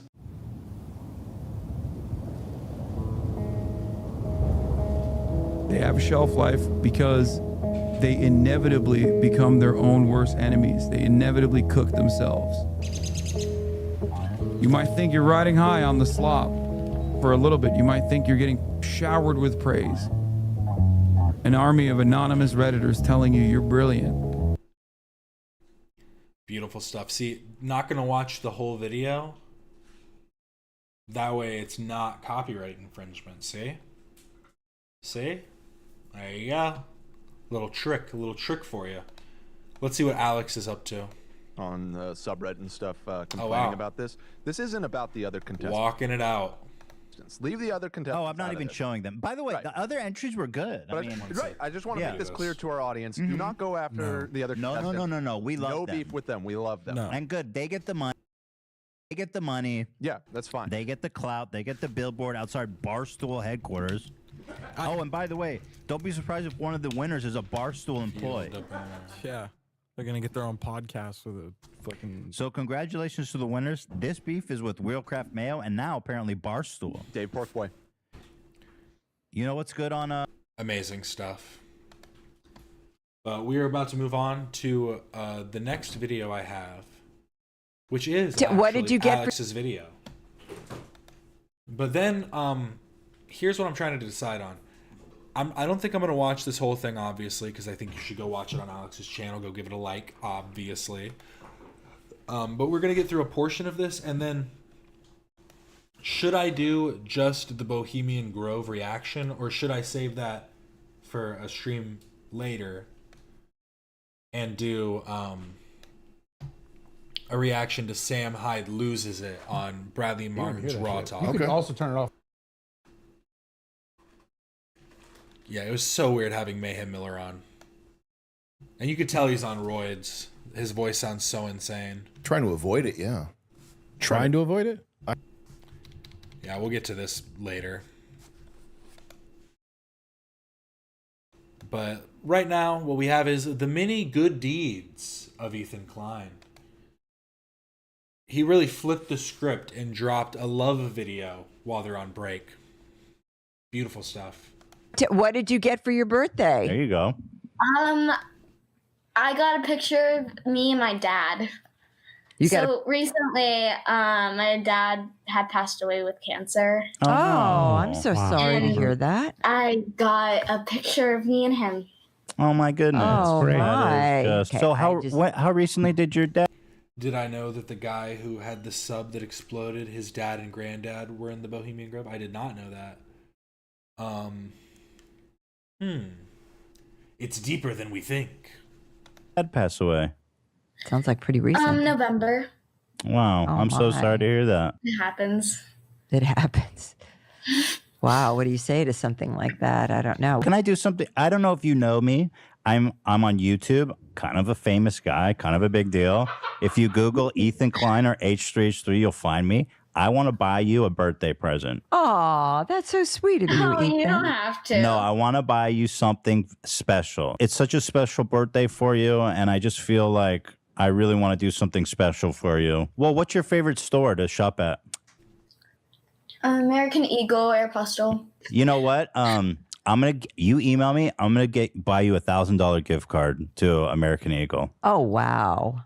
Wow. I want you to have a good birthday. I really do want you to have a good birthday. He will do that. He will do that. Thanks, Gary. Happy birthday. And I want you Happy birthday. This was just a prank call. He just ditches her. He says, next. Got her. And I want you to go and have a really great time shopping and buying whatever you want. Okay? Yeah. Thank you. Yeah, you're welcome. Okay, so send that email. Okay, don't forget. Happy birthday. Don't Sweet. forget to send that to me. Okay. Happy birthday, guys. Happy birthday. Thank you so much. Yeah, Bye, girls. You're probably the nicest person we met on here. What is up, everybody? Alex speaking. It's probably the first person that didn't show him a dick, honestly. I remember going on Omegle as a kid.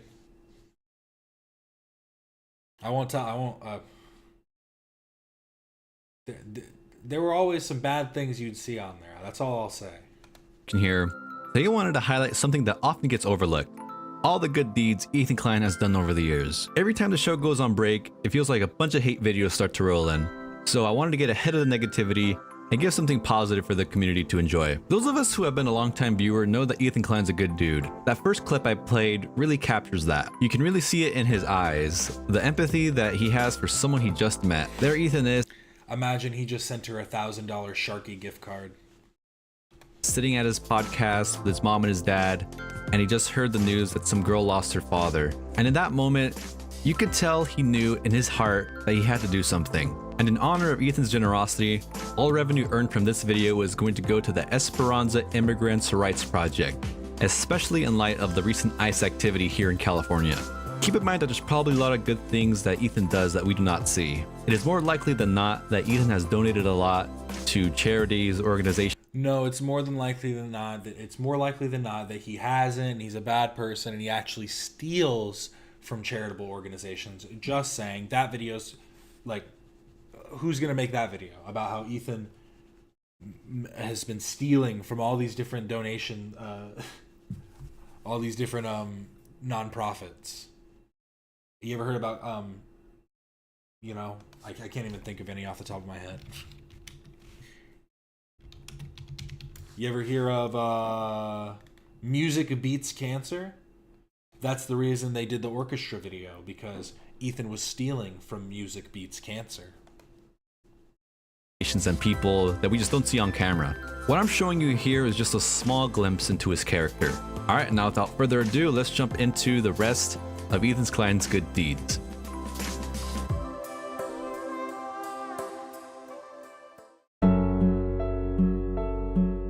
This next clip takes us back to the start of COVID lockdown, with unemployment at a record high. Ethan stepped up to help those who had lost their jobs. I do want to announce something going on our Twitter called Help. Ela and Ethan Lazy Philanthropy. Go ahead, Gidiacilo. How do you say it? Dan, how do you say it? Philanthropy, right? Philanthropy. Now you got me. Now see, it's not that easy to say. It's philanthropy, like misanthropy. Here's what we're doing, and I'm very excited to announce. We've been doing this now for like 9 days, I think. We decided we are giving away $100,000 cash of our own money. No strings attached, no sponsors. That's just $100,000 from my bank account to yours. On Twitter, we are making a tweet every day for 100 days, giving away $1,000 every day for 100 days to 2 winners, 500 apiece. All you have to do is retweet and comment with your PayPal info. The retweet is annoying, I know, but all these bots require some kind of action to draw a winner from. And that's it. You don't have to follow me. You don't have to comment and tag 25 friends. And basically, we just want to get cash to people who need it now. You know, the unemployment rate is like, it's crazy. It's over 20% now. It's staggering. It's scary. I think it's going to continue to get worse, too. So anyway, we wanted to help in whatever way we could. And so the best way we could think is just to send out cash to my dogs on Twitter. Now, Brendan Green, the creator of PUBG, hit me. I don't think Ethan paid Alex for this. Alex was clearly getting paid by Israel to make this video about Ethan, because Ethan is the biggest Israeli operative. We cannot forget. That is the truth. Yep, was like, yo, I want to give 50 grand. I was like, awesome. So we have 150 grand now. So that means we get 3 winners a day. Papa John donated 100,000 extra dollars. What can I can't contain it. So now we're up to $250,000 in the help fund, and that's 5 winners. Am I doing? Yeah, 5 winners every day. That's $500 a piece. That's $2,500 every day, you guys. Exciting stuff. So make sure to follow me, or you don't have to follow me. Listen, I'm just saying, watch my Twitter, okay? At 12 o'clock. That's when these raffles go out, okay? Up next, of course, are Ethan's numerous recorded donations to Palestinian causes. Hey, Ethan Klein, thank you for the dono. Ethan Klein gave $6,500. My goat. Ethan Klein, this generous, nice bastard, donated such a huge amount at one point. And he didn't even make a Mr. Beast style video of donating $300 to a small Twitch streamer. On my stream out of nowhere. An army could grab Kuwait. Yo, Ethan Klein, parentheses, your boss. Thank you for the dono. Thank you for $1,000, $1,200. Thank you so much. $1,250. Is that the top one right now? Let's see. Oh shit. Yep. He beat the other dono by $10. Sorry, Peter. Appreciate you. We're gonna have to hold that L. I would encourage folks to consider the World Food Program has a Gaza Appeals page that is dedicated for sending food just for Gaza. Lena, can you donate 1,000 to each one of those orgs for us? And then let's not forget the snark proved that this money went straight to Ahmed's pocket somehow through some means or whatever. So don't look into it too deeply. I feel like I'm going to end up coming off like a real snarker if I keep making these jokes. This was genuinely a good thing. And I do think that people forget, like, people love to bring up how much other people donate, but I do think the fact that Ethan isn't so like loud and proud about his donations means a little bit more. He's just a better person. I hope that other people will join in supporting your cause, and it's great to know that there's that the World Food Program. That's it. Yeah, that's really a good recommendation. Yeah, I know those people for sure. They are getting food into Gaza right now. That's great. Those trucks that you hear about. Yeah. That's all them. Quick disclaimer, some of these clips include Justin Roiland, whose later controversies understandably cast a shadow over his appearances. That said, it's important to separate that from the good the H Street podcast was able to accomplish during those moments. The very first H Street charity stream was launched in response to the devastation caused by Hurricane Harvey, and it was nothing short of incredible. Hurricane Steve Harvey has devastated Texas. Ripped through it. And I read this morning there's another, even more powerful hurricane on the way that is going to ravage. Puerto Rico is basically going to be wiped off the map. And Florida is going to be absolutely slammed and Bradburied. Totally fucked. It's a Category 5. It's getting bad. And our fellow countrymen are in need. Okay, so we've organized charity stream, have a couple laughs here, a couple of drinks, responsibly, of course. Yeah. And raise hopefully a ton of money with your guys' help. Should I do this on the cheek Oh here? my Make it small. That's cold Ethan, blood. you gotta start sweating on purpose to make On that your wash forehead away. or your cheek? Justin, right wherever you want, Judas. I'll do it anywhere. Here, I'm gonna be real gentle and loving. The numbers are still going. Holy shit! What? What the hell? Where did that come from? Holy crap! Yeah, look. That was so crazy to watch go.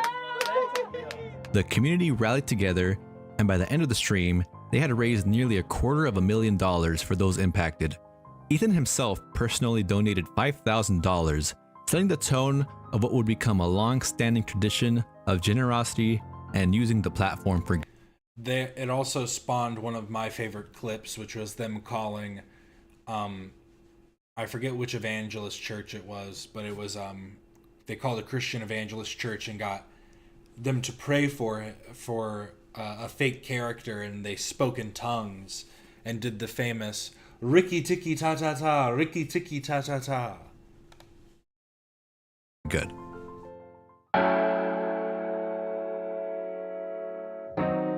In this next clip, Ethan is reacting to a cut video where 7 high school students have to decide who among them should receive $1,000.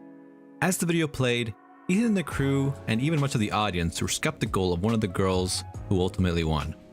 There was a sense that her story might have been exaggerated or even fabricated. But in a surprising and powerful twist, she actually called into the show to share her side of things. What followed was a really genuine moment that challenged everyone's assumptions and Ethan's willingness to admit when he might have been wrong. Work that many hours because you have to, like to pay for like food and your transportation and stuff. I mean, I'm gonna give it to Heather if you are. Pretty cool with that. Yeah, I'm totally fine. I think we're gonna give it to Heather. Wow. I just feel really bad. No, but this is not a pity thing. stop. This is obviously a really big need. Don't lie, you don't feel bad. I'd be like, thanks, guys. Stand up, get the fuck out of here. Where's my money? So, yeah. We're set. I also always thought this video was so funny because it's 7 high schoolers decide who wins $1,000. $1,000 is not life-changing money. Like, it can make your current circumstances good for like the month, maybe 2 if you're lucky. But $1,000 really, I don't know. I remember them talking about like, oh, I'm probably gonna put some of it towards college, and then put like a little bit towards like personal spending. Like, dude, it's $1,000. Okay, that was nice. They came together. I'm doubting Heather. I am doubting Heather. the kids were nice. Yeah, I tried to read the comments, but they're turned off. Oh, for real? That people probably went crazy on Heather.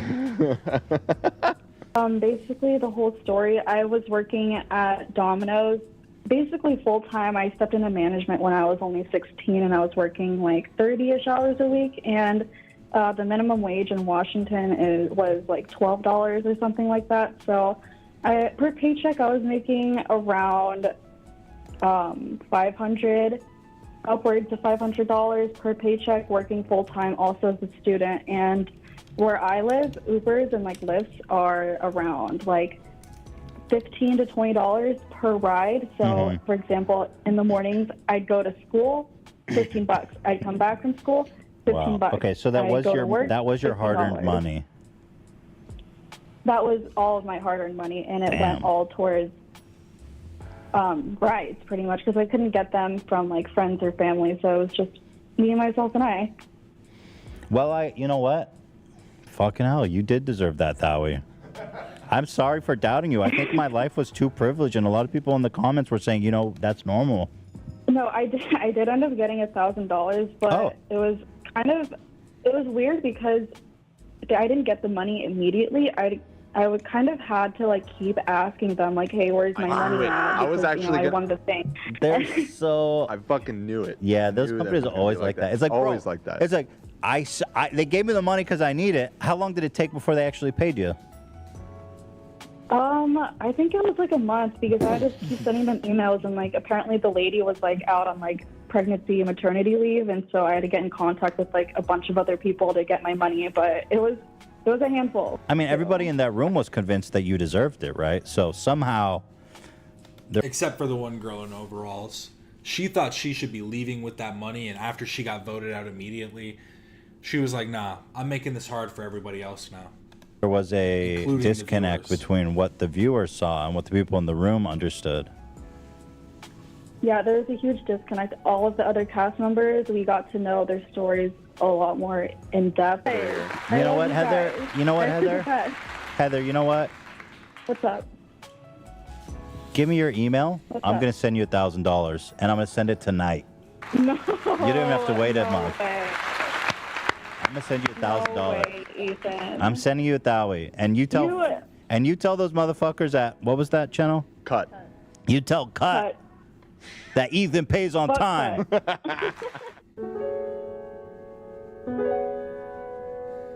Next up, we have Wally, a fan favorite who's brought so much joy and positivity to the H3 universe. After getting to know Wally and hearing more about the challenges he was facing, Ethan didn't hesitate to step up. He highlighted Wally's story on the show and encouraged the audience to support his GoFundMe. Wally right now has been saving up money to, we're trying to save up for him and trying to raise money for him right now. On that, we made a GoFundMe and it raised like, it's at like $250 right now. Yeah, we're gonna. He wants to. Yeah, go ahead. He wants to buy a bus so that he could fit his wheelchair, because he can't go long distances like on foot. I guess like he gets really sweaty and breathes really hard, and it's just like one time we walked to my car from here, and like he looked like he just had a full like workout. Right, so he needs like a handicap van that has one of those ramps that you can drive the mobility scooter up. Ever donate $1,000 from us. Get that going, okay? Thank you, God bless you, thank you. God bless you. God bless you. You brought and us you know a lot what, of joy, Wally. And you know what, Wally? Use that money for whatever you need. You know, I mean, don't feel obligated to do anything. That's your money. You do with whatever you want with it. You know what I mean? The campaign ended up raising nearly $13,000, showing just how powerful the H3 community can be when they rally behind someone in need.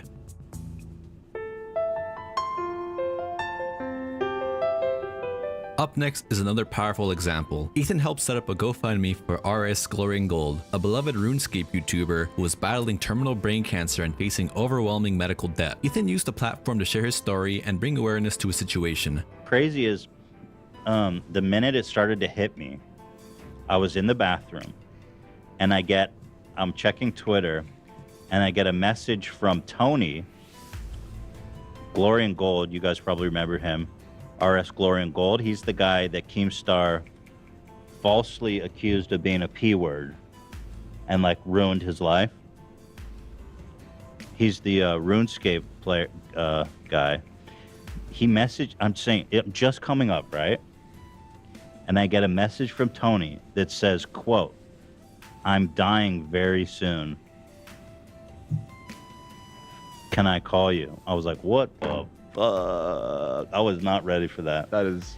So I talked to Tony for like an hour. About how he has brain cancer. Oh, poor Tony. So fucked. That's horrible. Eventually, we got talking about he wanted help with starting a GoFundMe. Mm-hmm. So we got it set up here. I donated $1,000 already. Cause like he has terminal brain cancer, and he doesn't want to like leave his family with a bunch of debt and stuff, which is insane. Only in America. Only in America. I said to him, I was like, damn, dying's expensive. Not wrong. Kind of funny, but kind of not, right? Kind of true. We'll drop the mean, link. it's true, it is. We'll drop the link in the description and the chat. But yeah, if you guys want to support Tony, our good man Tony, he's got the GoFundMe now. And once again, the community came through in a big way. The fundraiser ended up raising nearly $43,000, providing some much needed relief during an incredibly difficult time. It was a touching reminder of how the internet, when guided by compassion, can truly make a difference in someone's life. Okay. That's where we're going to leave this video for now. I'm going to take just 1 second, go use the potty. But then when we come back, I am going to watch this section with Sam Hyde on Raw Talk with Bradley Martin. They talk about racial identity, white erasure theory, and getting canceled by Adult Swim, as well as Sam Hyde on government power, how we fund war, and what's happening with immigration. And then getting labeled radical. Yeah, we're going to talk about it. I did pre-watch it just because I wanted to see if, what the actual, conclusions being made were. And it's all pretty dumb. I will say, having Mayhem Miller on just makes it so much funnier because, like I said before, getting, intellectually bested by Mayhem Miller from Bully Beatdown, I don't know if that's a great look, but... Like I said, I'll be just 1 second, and then we will get right to it.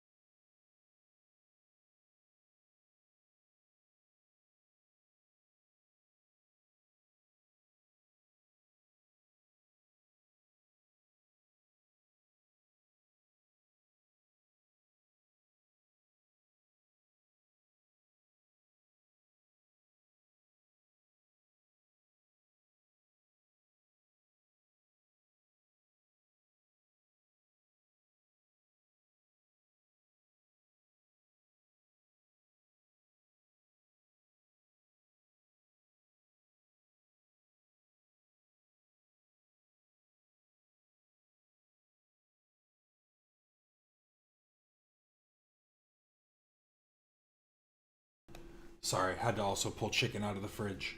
But I'm back now. Mr. Chair plagues every stream. Every streamer must meet Mr. Chair at some point in their life.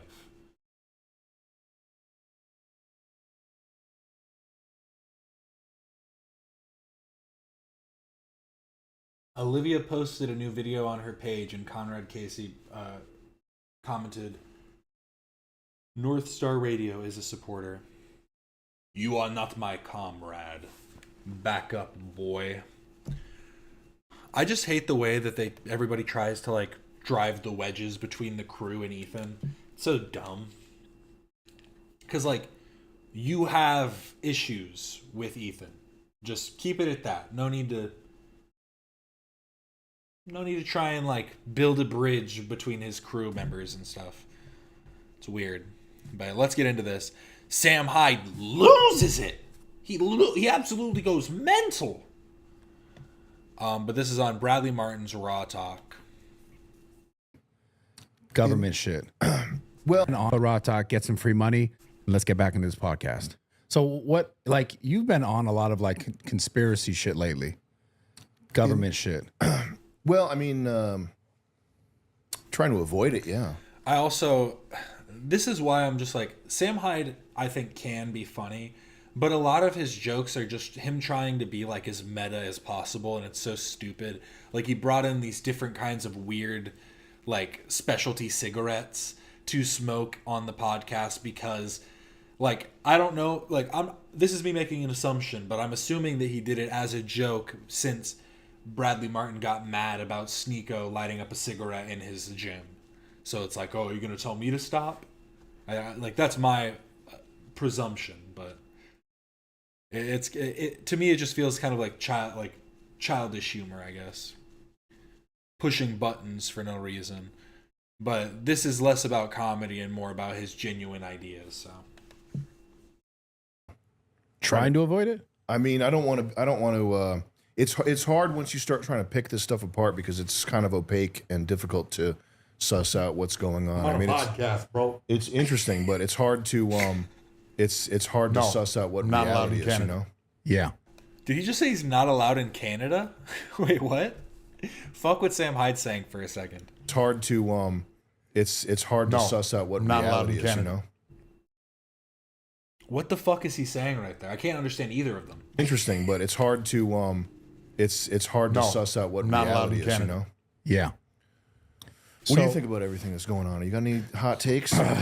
With what? I mean, I'm trying to keep my head down and make money, to be honest with you. Well, submit me and then I'll argue about it later. He's kind of like, we're doing a political show series type thing that Sam Okay, Hyde bye. show. I did that Dear Elon video. Yeah. But, I mean, it's fucking scary and confusing. Everything's like, Yeah, but so if you're saying you're trying to keep your head down and make money, then how do you even need to talk about politics? I don't know. Because it's like, Wait, no, as I understand it, Sam, you are a very political guy. Everybody warned me that you have a very political stance, I don't know. They like said, don't hang out with you. Who they said that about him? Everybody did. Yeah, they're like, oh, no, I'm doing all that. I was like, oh, shit, I got to see who this guy is. That's pretty awesome. Obviously, you're saying something shocking and avant-garde that I don't know about because I didn't research it. But if you want to address that, that would be it's helpful mostly to just the whole room. I don't think white people should go extinct. I see where you're at. What do you That's mean, kinda bro? just That's not our choice exactly. What do you want to do? Would You you want to guys go be pissed Elon about Musk this some situation? cum at every girl that you see? You got a breeding fetish? I'm asking seriously. What's the Yeah, I don't understand. solution to white genocide? What do you mean genocide, bro? People ebb and flow a million years. We're all the same shit. We just have different skin tone, whatever. I would disagree. I mean, look, genes. See, he's what you would call a true racist, like a real race realist or whatever. Someone who believes that there aren't just like there are physiological differences between races to some degree. They aren't as like inherent or as like one-to-one as racists try and make it appear, but there is like certain stuff in there's stuff in your body that's different or whatever. But the to then jump to that means that there's something that's happening socially, I think is very stupid. Because genuinely, it's like, I don't care what my descendants look like as long as they follow the values that I hold. If their values are completely different, that would be terrible. But that's when you're getting into, are you saying that there is like an inherence in the values? And he eventually does get to that point where he's saying, yeah. Are expressed in a variety of ways, but you're not so different from the man sitting next to you. This racially ambiguous Indian, Mexican, who knows? Filipino. He looks so Asian. Exactly, yeah. bro. Asian Yeah, in the- Filipino. All right. So you know what I'm saying? Like, we don't even know what this guy is. So I honestly, Mayhem Miller is fucking insane. He is also like a psycho, but I gotta give him some credit. He had a good showing here. He definitely said some insane stuff too, but it was pretty funny. He was trying to keep it clean, you know, keep it on the straight and narrow, which I can appreciate. That's awesome. Do you think that he doesn't have? Yeah, yeah. I mean, all the time people tell me like, "Oh, yeah, you're racially ambiguous." I'm like, "Oh, that's well, not with that you're racially ambiguous, but do you think that race doesn't matter and that everybody's the same? Nah, I don't think that everyone's the same. Sometimes, yeah, I'd be thinking like, man, those people should not be together or some shit. You know? Yeah. They should not be together. Yeah, like I'll see like, I don't know, man. I don't know. Let it rip, bro. I mean, shit. Like I'll see like a black guy with a white girl. I'm like, no. But if I see like a white guy with a black chick, I'm like, wow. You know what I'm saying? You know.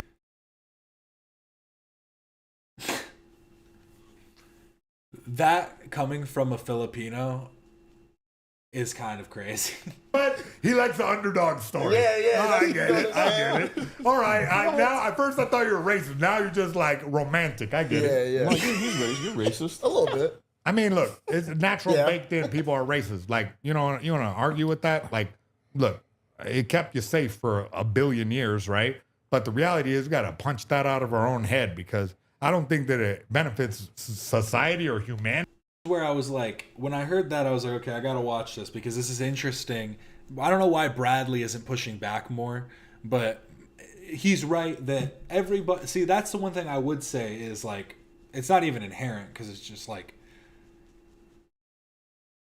I don't know. Does inherence like necessarily mean that there isn't like a causation, that it isn't because of like factors of your upbringing or your parents, you know, because you can pass down like values or whatever. But regardless, Humanity as a whole to like think. I can agree that people do have biases. Like there's obviously going to be a bias that everyone holds towards different groups, but it's about catching yourself in the times when you hold those biases and going, okay, I'm not thinking rationally here, and I'm kind of like letting myself, play into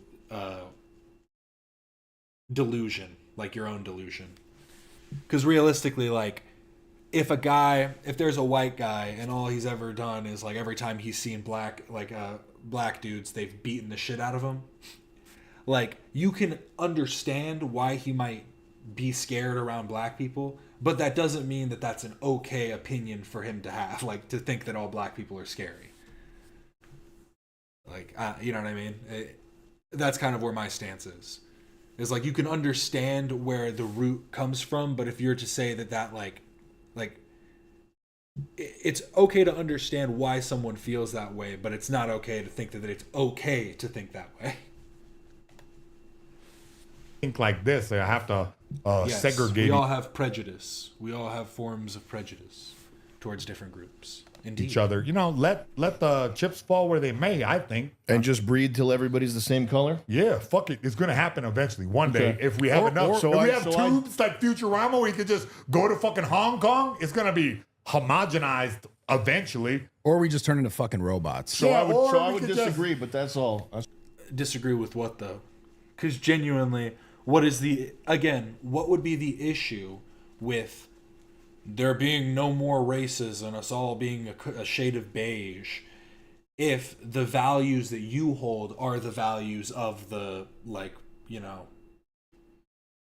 You know what I mean? Like, if my descendants are holding my values, why the fuck would I care what color they are? He is saying that there is like a tie between those two things, and that he almost says it in a second. We'll get there. That's all I disagree with. But he thinks it's genetic. Get it? Now, listen, you have your right to disagree. I don't think that people should cancel you for that or whatever they call it. There people trying to cancel you for that? I think they should cancel me for that. It's a threat. Oh, what are you trying to eradicate the other races? Because, No. bro, you're sitting next to this guy. Don't you tour with this kid? Jesus Christ, the Filipinos don't deserve to live. We're taking out all the Filipinos. Who said Filipinos don't deserve to live? What do you? No, I thought that's what you're saying. Why would you think that? Well, I'm because saying they that? lived on an island and they all had to hump. See, I agree that Sam Hyde does troll a lot. But this right here, he's genuinely getting frustrated with the pushback that Mayhem Miller is giving him. Because, like he's saying, I'm not saying they should die. I'm not saying that they should be gone. I'm just saying that white people deserve to exist. Nobody's saying that all white people should be fucking stomped out and they should be gone. But if that's what happens, bro, that's kind of just... Not to say that they're going to get stomped out. I'm saying, like, if the genetic lineage weeds out white people, bro, sucks. Sucks for you, I guess. But what does that have to do with anything? What does that have to do with anything that I said? I think it's kind of beautiful, the Philippines. They have the best looking people. They're very friendly. They like to sing karaoke. You can't lie. This is funny to me. Thanks, man. I didn't know we were gonna delve. You said something about karaoke? Yeah, hell yeah, they get down. Yeah, they get down. I bet this guy knows at least 2 songs. Filipinos invented that shit. Really? Yeah, Did they really? Yeah, they did. No, a little Filipino and they're guy. they're really Cody? good. That's why they sing so fucking good. And they're really good at pool too. I just started playing pool. I'm like, fuck, That's true, yeah. I can understand why people... Because it's mostly just like edgy 15-year-olds that like Sam.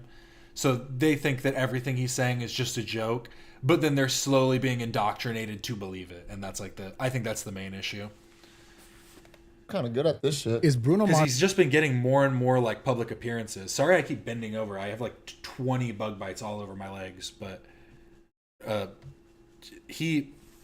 Sam like tries to like toe the line of irony and like the whole circle of irony or whatever. That all that shit was stupid. He just tries to toe the line with irony and like and hide behind it when he's giving a factual like.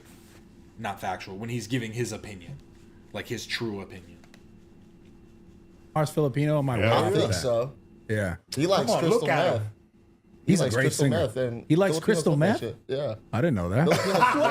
He's up to. Why he's are you up to outing something. Bruno Mars? My mom smokes crystal meth. She's Filipino. Bruno Mars is Puerto Rican. Wait. All right, well, now How do you just- know he smokes crystal meth? I just heard about it. I mean, did you see how he dances, bro? Yeah. Ice cold and that. That's a crystal meth my dance. God. dog. I Singing seen too. it. I think it's for the pipe, you know? Oh my God. That's a pretty cool podcast. So you've been divisive lately then. There's a there's a concerted effort to make white people feel like they shouldn't exist, and I think some of what we do, not all of it. I don't like to be overtly political. I'd rather be funny than be overtly political. Yeah. But some of what we do is a pushback against that, and that's kind of where it ends. It's not like an anti-Filip. I'm definitely not anti-Filipino. Oh, that's a shame. But it's not really an anti. I was hoping we were just going to an lynch this guy anti-anybody right now. sentiment. I was It's just hoping a that this was pro- like the final if you're scene white, at Casino. have some self-esteem type sentiment.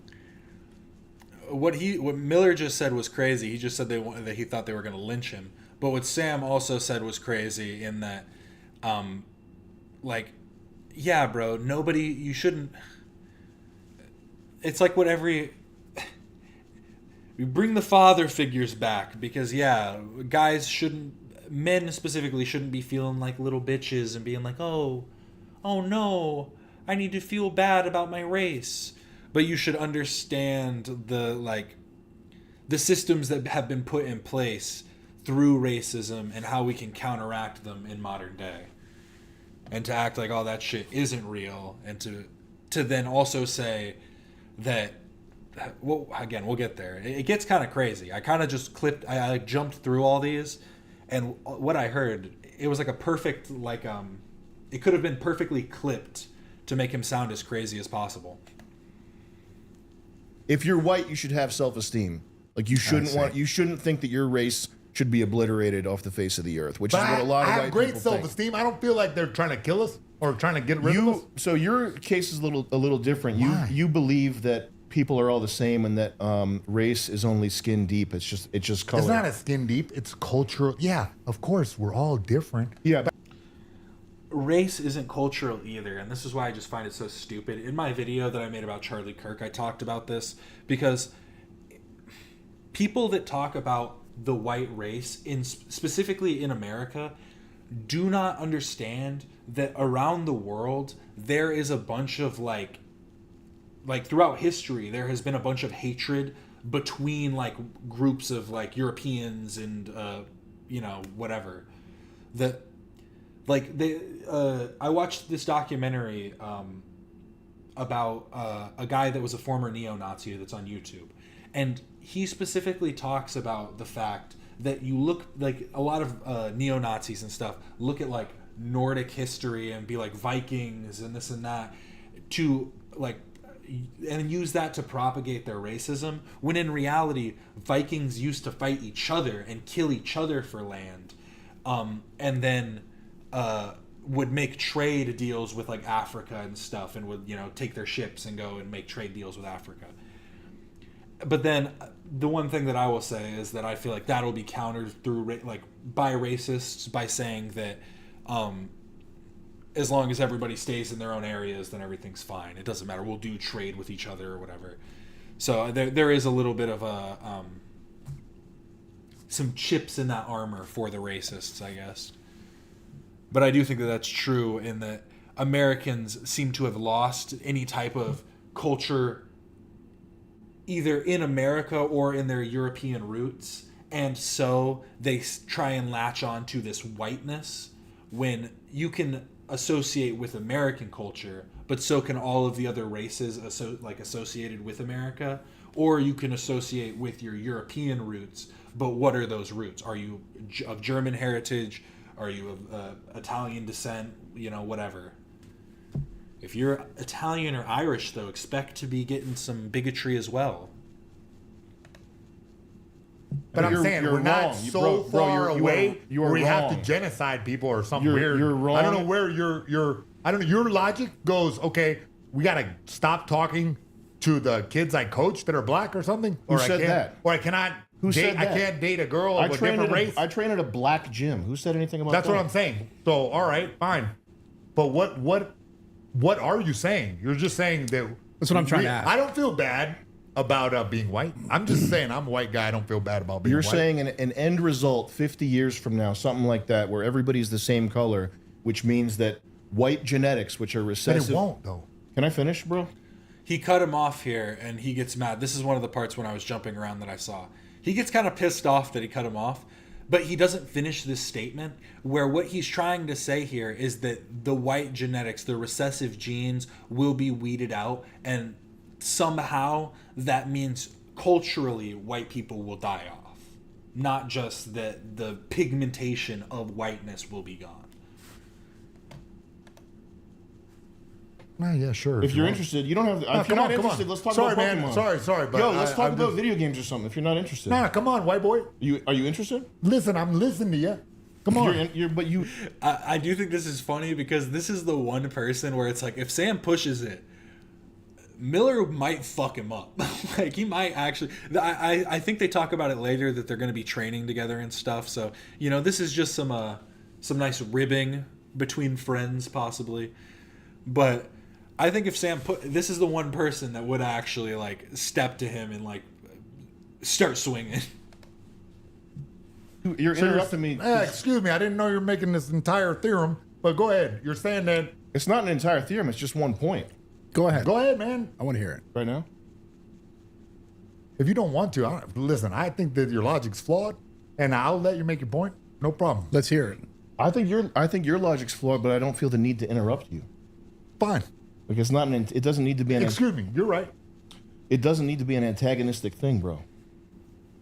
But it is, because it goes contrary to my entire worldview that, human beings are just all trying to get by. Like, we're not, it's like you're making a gamify where, there's never going to be white people. Yeah, dude, you definitely will have, any kid you have is going to have a light skin hue, even if it's with a black girl. So there you go. You got your piece of the genetic pie. But why? Like, what are you angry about? Why do you think I'm not angry? Okay. He doesn't seem angry. When you say that they're genociding the white race, that implies a level of, I'd be angry about, people getting genocided, even if it's not my own race. But the argument then is if that's a true statement or not. So I think you should be angry if you believe that, but let's talk about if you believe that or not. But if you want to just bitch and moan about some bullshit, then we can do that too. No, you don't seem angry, but it seems like the logic is, oh no, white people are not going to exist, but we will. Well, let's hear it. Yeah. But why is this something that touches a nerve for you?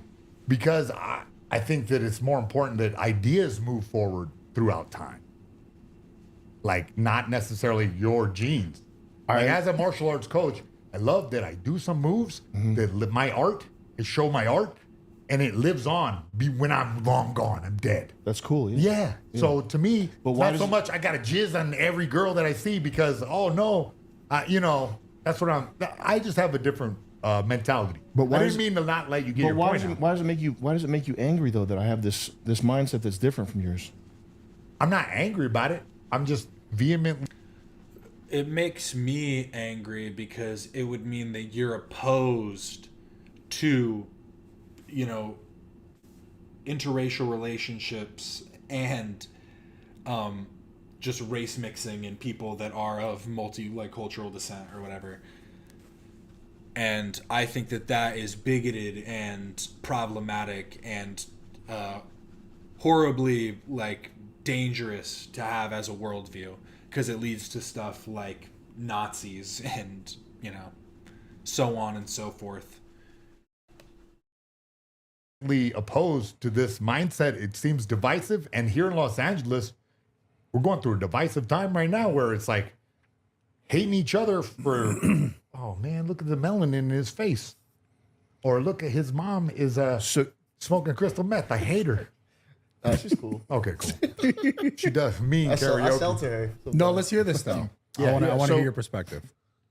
I would disagree with you. To me, the idea is that people of different cultures and races, they are unique, and I believe that people that look like me and share my genetics, I believe they have a right to carry on thumbheads, their legacy, their lineage into the future. And I don't think that needs to be a hateful thing or a divisive type thing or something where it means that we're better than somebody else, anything like that. I just think that we have a right to exist. White people do. Right. So in you saying that you're, or I'm assuming that you're making that point out of some sort of effort for. I think white people have just as much a right to exist as any other race. So much so that if they disappear, if they genetically get bred out, that's just what happens. I think that's true about any race. I don't think that we should be enforcing some mechanism that would stifle that in some way, if that is just the way that humanity is, working towards. For that to not happen. I think that's I would like to contribute to it not happening. Yeah. Right, but so you're assuming your point is basically saying that there's another side, something or. Yes, Bradley, that is what he said. He said that this is happening and he would like it to not happen. Someone. Oh yeah, there are many. I mean, so life is a competition for scarce resources, and there are different types of. There's different ways to wage warfare and to do invasion, and some of these ways are passive, like outbreeding people. It doesn't even require malicious intent from another group. If you have two distinct groups, I mean, you see this in nature all the time, where there's one that has a either a K or an R type breeding strategy, whatever. Like they just people who breed more, people have higher fertility. Yeah. When those groups come up against each other, the group with higher fertility, if they're not like actively fighting, just wins out for the resources in that area, and the group that has lower fertility loses out. So it's partly a natural thing, and then there are also people who do this by design that want to see white people going by design, and so they're doing stuff to like manufacture this result. Like moving out to Utah and having 8 wives, and then you get a bunch of Mormon kids. That's a good strategy. But so where do you think that's coming from then? Like you said, obviously naturally that's a thing that happens naturally, and there's people with higher fertility rates in certain places in the world. Yeah. So where do you think the manufactured part is coming from? Yeah. So there's an interesting thing that if you see this is just one example, but if you have a diverse workplace and you're like a big corporation, one of the byproducts of having a diverse workplace of like multiracial people working for your company is that there's less group cohesion. People tend to ask for raises less, and people tend to want to unionize less, and they kind of just keep their heads down and mind their own business when there's no like. The thing is I don't see how this is an argument towards like a, I don't even know if you call it like isolationism or like, you know, I guess separatism. I don't see how this would be a call to separatism and not just like a call to a more communal strategy, because just like things like not asking for raises or not unionizing, yes, that doesn't benefit the individuals in the group, but you are not saying that you want those people to be benefited regardless. So that's the part that I'm still like confused about, because I feel like a lot of people do this where they will say what is like kind of straightforward racist, like something about how I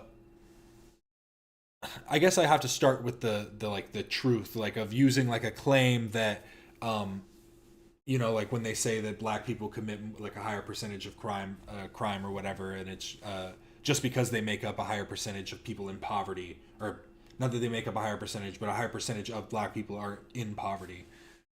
And so it's like these, like again, it's like towing the line of not irony, but of what is like a, not just like a conflation of like a factual point and an opinion, but also like expanding upon something that isn't stated. So like just because people aren't asking for raises doesn't mean that they're somehow like worse as workers together or something. And I'd like to know what he means by less cohesion. Less, and they kind of just keep their heads down and mind their own business when there's no like homogeneity.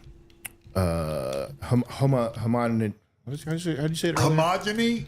No, homogeneity. Homogeneity. Well, in you that have group. this Filipino guy right here. You know, for instance, if we were all on a mission and we had a karaoke machine, who the hell would run this thing? Mayhem's not doing it. I Not don't know me. how to fucking work that. You got it? My white ass. Hey, bud. I got it. I might be able to run It's it got to too. be Damien. Look, you just disproved your theorem good right with there electronics. with the guy that you tour with. Also, kind of look Filipino too. Really? But there's Wow. but like Italian or something? Yeah. Yeah, you nailed that. corporations though, they want cheap labor, and they want labor that's not going to complain. Yeah. And so that's like an easy first level thing for like who wants to bring Mexicans, Indians into this country. It's these companies that want like Mexican laborers or Indian H-1B tech people so Right. that they can pay them nothing. Oh yeah, that's exactly what he means. Outbreeding, like how hospitals used to sterilize women of color. It's because he thinks like, well, some people are going to be genetically superior, and so we should stifle them because of that. We should hold them back because they are better. In those ways, again, better is a very subjective term that doesn't. There is no inherence of betterness. And keep them here like slaves. And you think that's part of this? That's one of the layers of this, like who's pulling the strings, why are they Why are Buddy, they trying to get rid of? You're damn dead right about that, Sam Hyde. Displace white people in America. This strategy is employed in a lot of different businesses where you get. I realized I kind of rambled off what I was talking about before. Ooh, this is a great still. But my point before about misusing data and stuff is what he was doing right there. Why are they trying to get rid of? You're damn dead right about that. When they're talking about the H-1B visas and using that as like a way to say that we want to help the Indian people by not allowing them any way to come over, and just getting rid of the visa as a whole. Because yes, the visa can be like misused and can be used to mistreat individuals who are like just trying to get a better life for themselves. But again, does he think that because he wants better for the Indian immigrants, or does he just want more work for white tech support or whatever? Who's pulling the strings? Why are they trying to get rid of? You're damn dead right about that, Sam Hyde. Displace white people in America. This strategy is employed in a lot of different businesses where you get, labor either unskilled, the guy, the normal, the Mexican guy at the chicken plant, right? Or tech jobs, Indian guys. I know you're famous hire chicken plant. What does that grow? Eggs? Indian guys, huh? Yeah, all the time. And I got mad. He's a smart guy, this guy. He's a You have a bunch of businessman. Indian hires? No. Oh. But listen, no, I saw this one time. No. Anyway. But he's right. The HB, what is it? H-1B. Ooh. The visas, yeah. These smart guys, hey, you better work in this code. And if you don't write this code, guess what? I'm going to pull your papers. And they're Guess set- what? they're You're back reliant, to yeah. India. Yeah, they have. Get back to. They have to accept like shittier working conditions, or they go back to India. And those That jobs type of could shit. be on American coders. But yeah, this is an interesting thing. What do you think the point of it is, though? Like of the your overarching idea of like the white genocide in this. I think that white Just a couple bros talking about white genocide on a podcast. people resist tyranny when they have racial cohesion, when they have And here it is. He believes white people are being bred out, are being victimized because they rise up against social cohesion and like what? It's just such like a weird like white genocide in this. I think that white people resist tyranny when they have racial cohesion, when they have early Americans. I think there's a thread of like anti-government, anti-authoritarian, like pro-freedom of speech. I think white people tend to be the most outspoken for stuff like freedom of speech, and that's why they got to be one reason why they got to go. white people are the biggest for freedom of speech. Look at America. That's why we had to amend the Constitution so many fucking times. Interesting. I mean, that's why America started, essentially. That's not, I mean...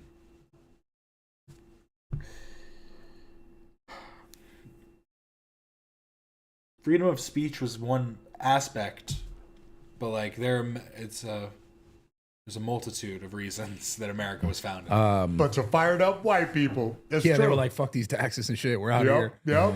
Yeah. So, how long have you been like? How long has this been a part of something that you think about or that you are interested in? I mean, over 10 years. This is why our first show got canceled, is because I wouldn't shut my mouth about this type of stuff. It got canceled on which platform? Adult Swim. Oh, it was canceled from a network. Yeah. Huh. Yeah. So you had a show and on other content you were talking about it, and then they canceled the show. Yeah, we did this show. We had one sketch that was a music video called Jews Rock. Yeah. And the only lyrics were Jews Rock. And they saw this. They saw like we had at the time we had a subreddit which was thank you, man. It wasn't outwardly super racist, but it was just like a free speech, anything goes type subreddit where just people are talking. Right. What was the subreddit? It was our million. Yeah, and it's not genes, it's geography. As long as there are cold places with less sunlight, there will always be white people. And the same is true for people of color living south of the equator. For as much as white supremacists talk about skin color, they know dick all about how it actually works. Yeah, it's a kitty food time. But yeah, I mean, it's just such a complicated thing. And then the whole thing is, even if you want to believe it's purely genetic, I would still completely make the argument that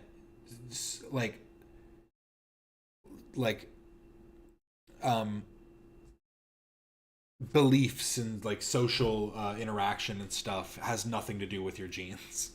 Even if race did, like all of the ways that we interact and everything would have nothing to do with that. $1 million extreme subreddit. Okay. And they told us if you shut your subreddit down, there's a chance we'll let you stay on the air. And I knew as soon as you start apologizing for anything, it just makes you, they want you more and more powerless, and they want you to like be a lapdog basically. So well, the contention was that it was anti-Semitic, because this is what I heard about you. That's the only thing I heard. It was that this guy's anti-Semitic. So that was part of it. Are you or are you not? Yeah, no, I am. Yeah. Oh.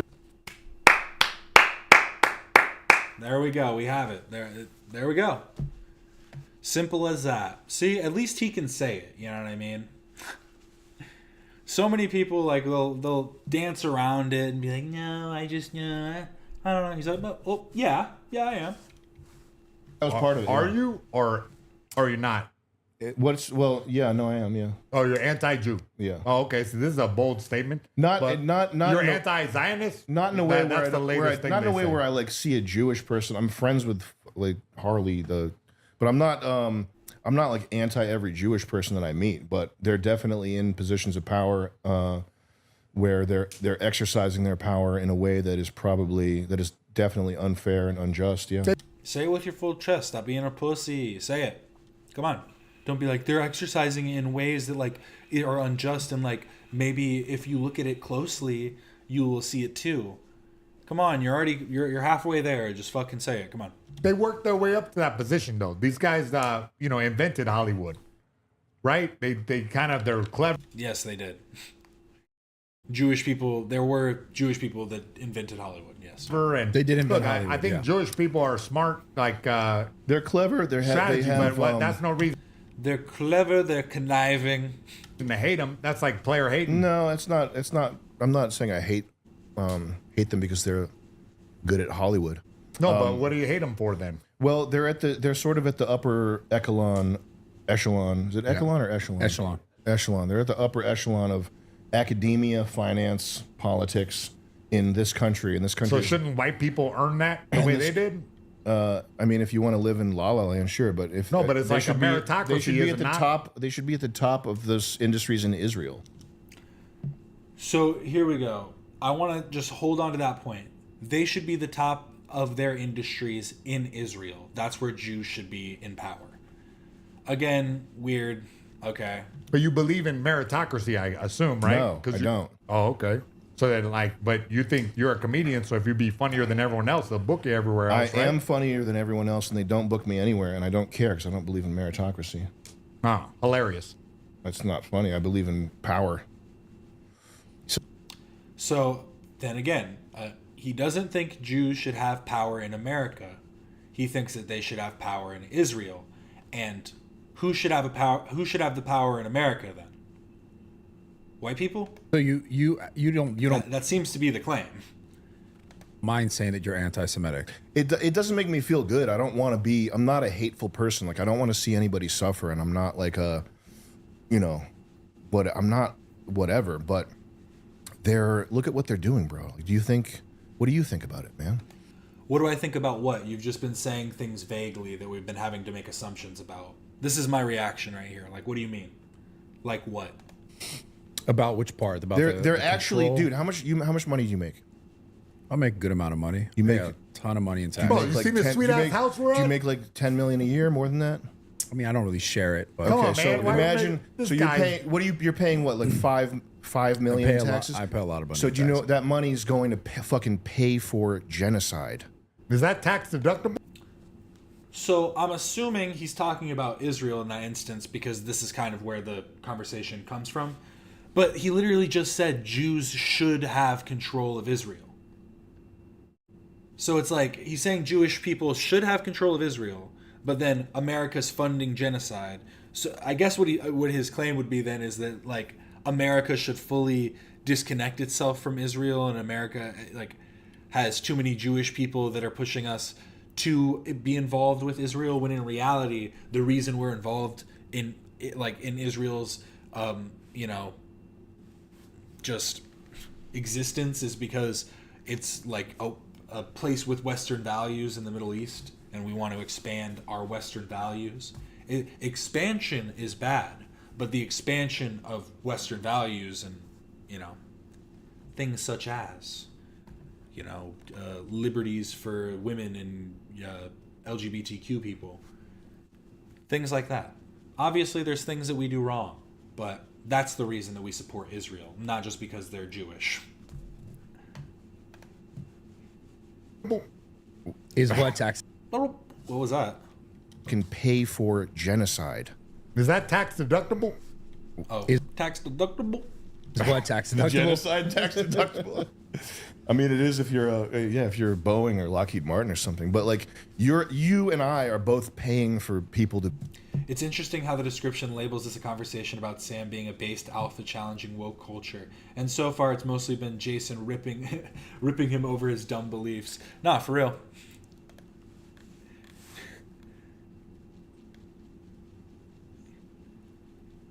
On this week's episode of Raw Talk, Brad sits down with Sam Hyde and talks about being canceled by Adult Swim, exposing Hollywood gatekeepers, the collapse of woke culture, and much more. Hope you enjoy. See you next Tuesday. Is that a little...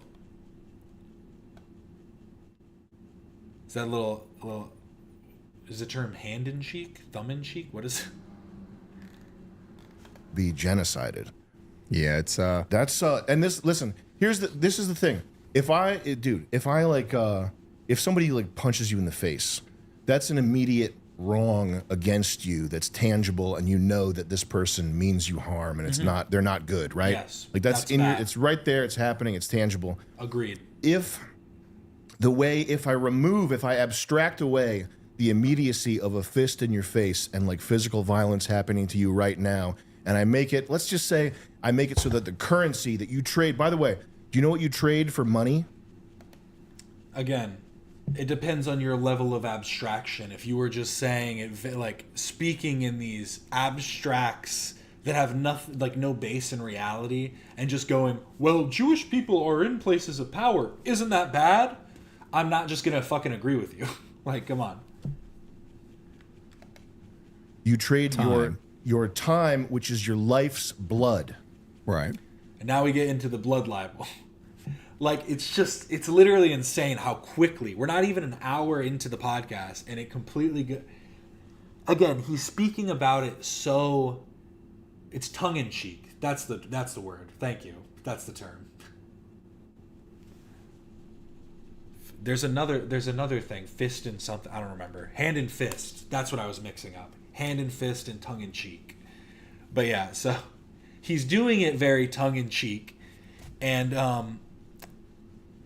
but it's so clear what he's trying to say. He's saying that they are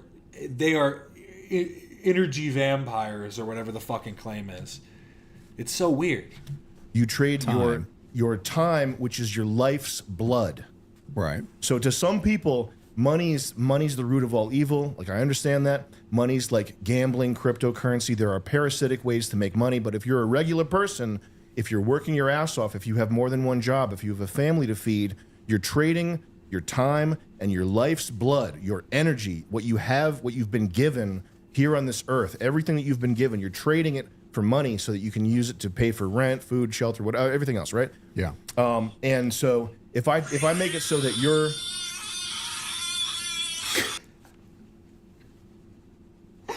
I swear he's fucking trolling him. He has to be. And so if I make it so that you're...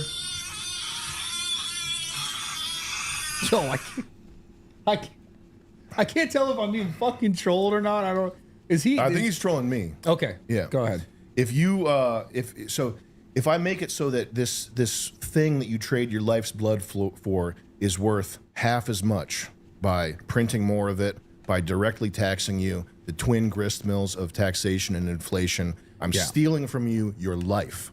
I am vampirically stealing from you your life. I understand. Is that this. worse than a punch in the face? I think it's the worst thing you could do. Okay, so there we go. Yeah. And then I'm going to take that money and use it to like drop white phosphorus on So people. I guess my only question I have to that is like, do you think that's just an Israel thing, or is that also our government? No, it's certainly. I mean, our government and Israel are probably so intertwined that it would be like, you know, it would be a Herculean effort to try to unlace them. But no, that's a tendency. Because it's not just a Jewish thing. No, for sure. It's people in positions of power who get there parasitically, and people But those people just happen to often be Jewish. who want power for power's sake, which is, these people are all drug addicts. If you see the who's the Zelensky, he's always on coke, but every world leader, people that aspire to that level of, like, you aspire to be a media person. Imagine if your aspirations were 100 times stronger than they are, and you need to be the most powerful person in the world. These are like fucking cokehead of cokeheads, like the top level. You think they're all just doing coke? I think Mr. Jason Mayhem Miller might be on coke. And this is just, again, it's like what he's speaking about is an inherence of like races. And he's for some reason singling out Jewish people as a whole and being like, yeah, they have this they inherit, like, they have this visceral drive to power, and that is why, again, it must be stifled. Yeah, they are. Really? No, because, and again, he says time and time again when he asks him, well, what's your solution to this? He said, I'm not giving a solution, I'm just saying that it's bad. Then you're just bitching. You're either just bitching, or you're saying that people should be stifled based on their ability. Political power, it has the same effect on the brain that cocaine does. That's why they go together like that. So you're just constantly searching for that high. I would just like to announce that I'm running for governor of California. Nice. Not gonna lie, I would love to do that. What's that? Governor. Yeah. Yeah. You want to taste? I just feel like, you know, because I always think about it, I'm like, could this dynamic actually change? But I feel like anyone gets to that point where they're in any sort of position of power, and then someone just maybe comes like, hey, what about this? You know, we can give you this if you keep doing that. No, there's mechanisms in place to ensure that. That was very eloquently put. What if I give you this and you do that? The power, and then someone just maybe comes like, hey, what about this? You know, we can give you this if you keep doing that. No, there's mechanisms in place to ensure that if you get to that level of power, you're not you're not really effective at doing anything other than. So do you think the dynamic ever changes? I think the dynamic, it's similar to this thing called Amara's law, which is it has to do with technology, and Amara's law is the idea that technology is overestimated in the short term and underestimated in the long term. So, for example, with AI, it's weird how a person like Sam Hyde, whose worldview is built around worshiping strength, sees Zelensky as a weak leader when he's adamant on making Russia suffer for every inch of Ukrainian soil. It's because Zelensky is Jewish, is of Jewish descent. I saw, like, I don't even know if he's of Jewish descent. I saw some weird fucking thing where people were being like, Zelensky's name is actually Zelenskastein. And, like, it was some shit like that. It was like, it wasn't that. It wasn't some shit like that. The name was an actual, Jewish name or whatever. But they're using that as a point to hate on him. And I really think that's probably where it's coming from for Sam. AI comes out and everybody's like, oh my God, AI is changing everything. Turns out AI is not really changing everything. It's just like a better search engine. However, long term, people probably, even the top tier people that are like thinking about AI all the time, they probably don't have. Yeah, I don't even think that's true. I'm trying to look it up right now. What's is it like his mother's maiden name or something?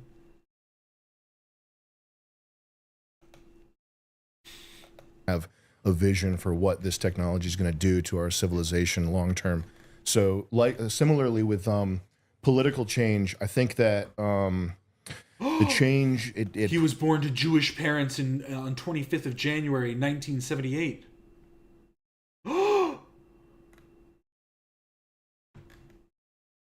No, I swear I can't see what his parents' names were. I'm not gonna look that hard, but I swear someone said some crazy name, and I was like, that's kind of hilarious. Probably comes less from immediate, short-term action, the type of thing that people think you need to do political change, and it probably comes from like weird left field, unexpected, asymmetrical things. Like Bitcoin, I think, is a good example. Like Bitcoin, I think, is going to sneak up and change a lot of shit. Because it's not being as controlled. Because with Bitcoin, you can't print more money. Right. There's only so much of it. Yeah, and the printing of the money is what's used to finance war and all these various. Yeah, but what happens when the government just regulates Bitcoin? Somebody has to. It's going to have to be a strange thing. That's a threat. I'm sorry. I guess I just don't understand cryptocurrency. How can you not just print more Bitcoin? Where did the Bitcoin come from originally? It's not ethereal. It didn't just, you know what I mean? Like, it had to have been created. I understand you create like a whatever to like, but theoretically, right? You could just make more. They could just make more. The regulatory capture of Bitcoin is a threat, and that's like a fight that people who are into Bitcoin are going to have to keep fighting. Do you think that ever happens? I think it's possible, but the reason that wouldn't happen is because the sort of rich insiders like BlackRock, they've built and are continuing to build their Bitcoin position, and once those types of people have it, they're not going to want to see it devalued. Which I think if you changed if you mandated some change to the base protocol layer of Bitcoin and somehow were able to enforce it, I think it would just be mayhem and everybody would dump it and move on to like Solana or not even care about cryptocurrency anymore. So it's a game theoretic thing that's like morphing over time, and it's hard to see what the future is, but I believe in it long term. Yeah. I bought all my Hawk Tua coin. Oh, you did that? Yeah. I can't wait till it It comes back. Based Mayhem Miller once again. Yeah, I don't know. It's if coming that's back any day now. Yeah, I don't know, man. That might be an L. Made a lot of Oh, money. you think so? You think I should sell now? I mean, I'm holding. All right, I'm holding. Yeah. Diamond hands. Yeah. Diamond hands. Diamond hand that shit. Diamond hands hot to a coin. You guys Fuck are yeah. fucking crazy. Yeah, man. So do you have this conversation a lot? Do you find yourself having this conversation a lot? Not about crypto, but about this power Cryptoids? dynamics in the US. About race types. I mean, all this stuff. I like to avoid it, but it's like kind of hard to avoid when there's fucking riots popping off 20 minutes away. So I understand. Are there any cryptoids out there, like a cryptoid? It exists in the blockchain. It has the face of a bear, but the body of a lion. Yeah. Do you plan to go visit and the wings of a dragon? Let me go back. Any of the runoff stuff. I like to avoid it, but it's like kind of hard to avoid when there's fucking riots popping off 20 minutes away. So I understand. Yeah. Do you plan to go visit any of the riots? We or were any of just the like peaceful probably protest? 5-10 blocks away. We were in. I just came from there, bro. Yeah. It was awesome, man. We were throwing rocks, man. You know what I mean? It was. You a were good throwing time. rocks? Yeah, we killed the cop. It was awesome. I found the what is Mexican going on flag. here? I was waving it. I was on top of the Waymo. Man, those Waymos, we burned them all. Yeah, fuck those things, man. Set them up. Light them up. It was good times. No, This kid, he was a fuck star, Waymo. bro. He was a Like star. that. He was dancing. He was dancing on the car. And I took some cop's gun out of his Bro, holster. he had a skateboard. Bro, they shot him 12 times, okay, with the rubber bullets. He walked it off. Look at him, like a boss. Yeah, he's got the Not even Filipino Mexican. flag. It's like a Mexican flag. You see that Yeah, shit? yeah. I don't know why. He was doing karaoke hooked up to the Waymo. They brought the Palestine flag out there. And I'm just Fucking- like, Bro. wrong flag, dude. Yeah, You come on. bring this to a Mexican event, and you're like, what the fuck? A is Mexican event? Bro. Oh my God. What do you think about the riots? I mean, it's they got those pallets of bricks. It's probably manufactured. I think that was all I wanted to look at for that. The rest of it's just, what you would expect. I think. Oh yeah. He talked shit on Dave Portnoy for a second, so I can look at that. for It's America, bro. Who's Dave Portnoy? I know this name. Barstool guy. Because he's just Oh, he's yeah. slime.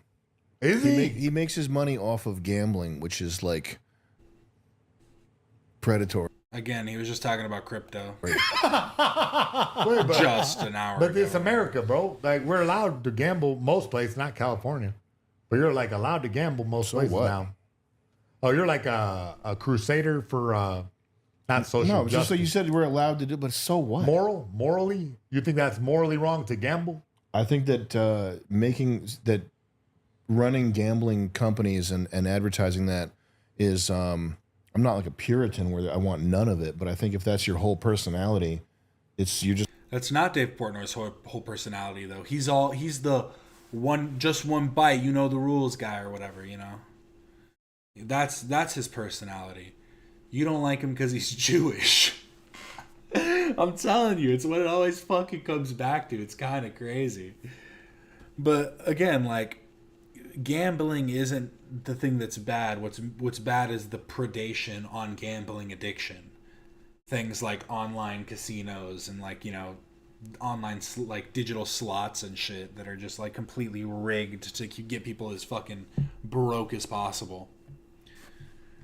Like, come on, got to do better than that. Just a piece of shit, and you're allowed. Like you're totally fine to do this, right? Like I'm not like this guy should be killed. I don't think anything like that. I'm not saying lock him up. I'm just saying he's a piece of shit. Oh, because he gets like dumb people to give all their money. Yes. And I'm not saying like lock him up, kill him, whatever. I'm just saying like he is a piece of shit. Fuck that guy. But you would put him on a train. Yeah. That's crazy. Holy shit. Insane. Wow. That's nuts. Did Bradley just realize he's like, I can't not air this? What am I going to air this week? Listen, again, I don't agree with your opinion, but, you know, this is America. You can have your opinion. When did you tweet that? Like a week ago? Yeah. When did I tweet that? I don't know. That's like shock value. You know what I mean? But wait, fuck Dave. But who cares? Dave Portnoy is he's got his big, nice business, right? Anybody that would look at if regular people would like look at what this guy does for 2 seconds, they'd say the same thing. Wait, what does he do? He's just like a fucking like. But if just anybody would look at this guy for 2 seconds, they'd see what a piece of shit he is. Yeah, well, how is he such a piece of shit? Well, he can't even explain in 2 seconds, bro. Come on. Same thing. Wait, what does he do? He's just like a fucking like. But everybody, it's legalized, so everybody wants to make money. I feel like you're not really a capitalist, right? No, you're I'm not. Hassan Piker, communism. I'm not 100% strict cap. I don't think if it's legal, it means you should do it. I don't think that's true. Oh, I know, but if it is legal, then the guy is just exploiting the law. You know, it's like the day that marijuana became legal. Then okay, now I have to be a. Well, I think he's missing the point. It's okay to say that something's bad. We're going to argue why you're wrong, and you have to the onus is then on you to clarify why we're wrong. Because by saying, "Hey, it's illegal," so then in the public, you know what I mean? In the public court of opinion, like, it's fine. Do individuals think that it's wrong? Yeah, a lot of them do.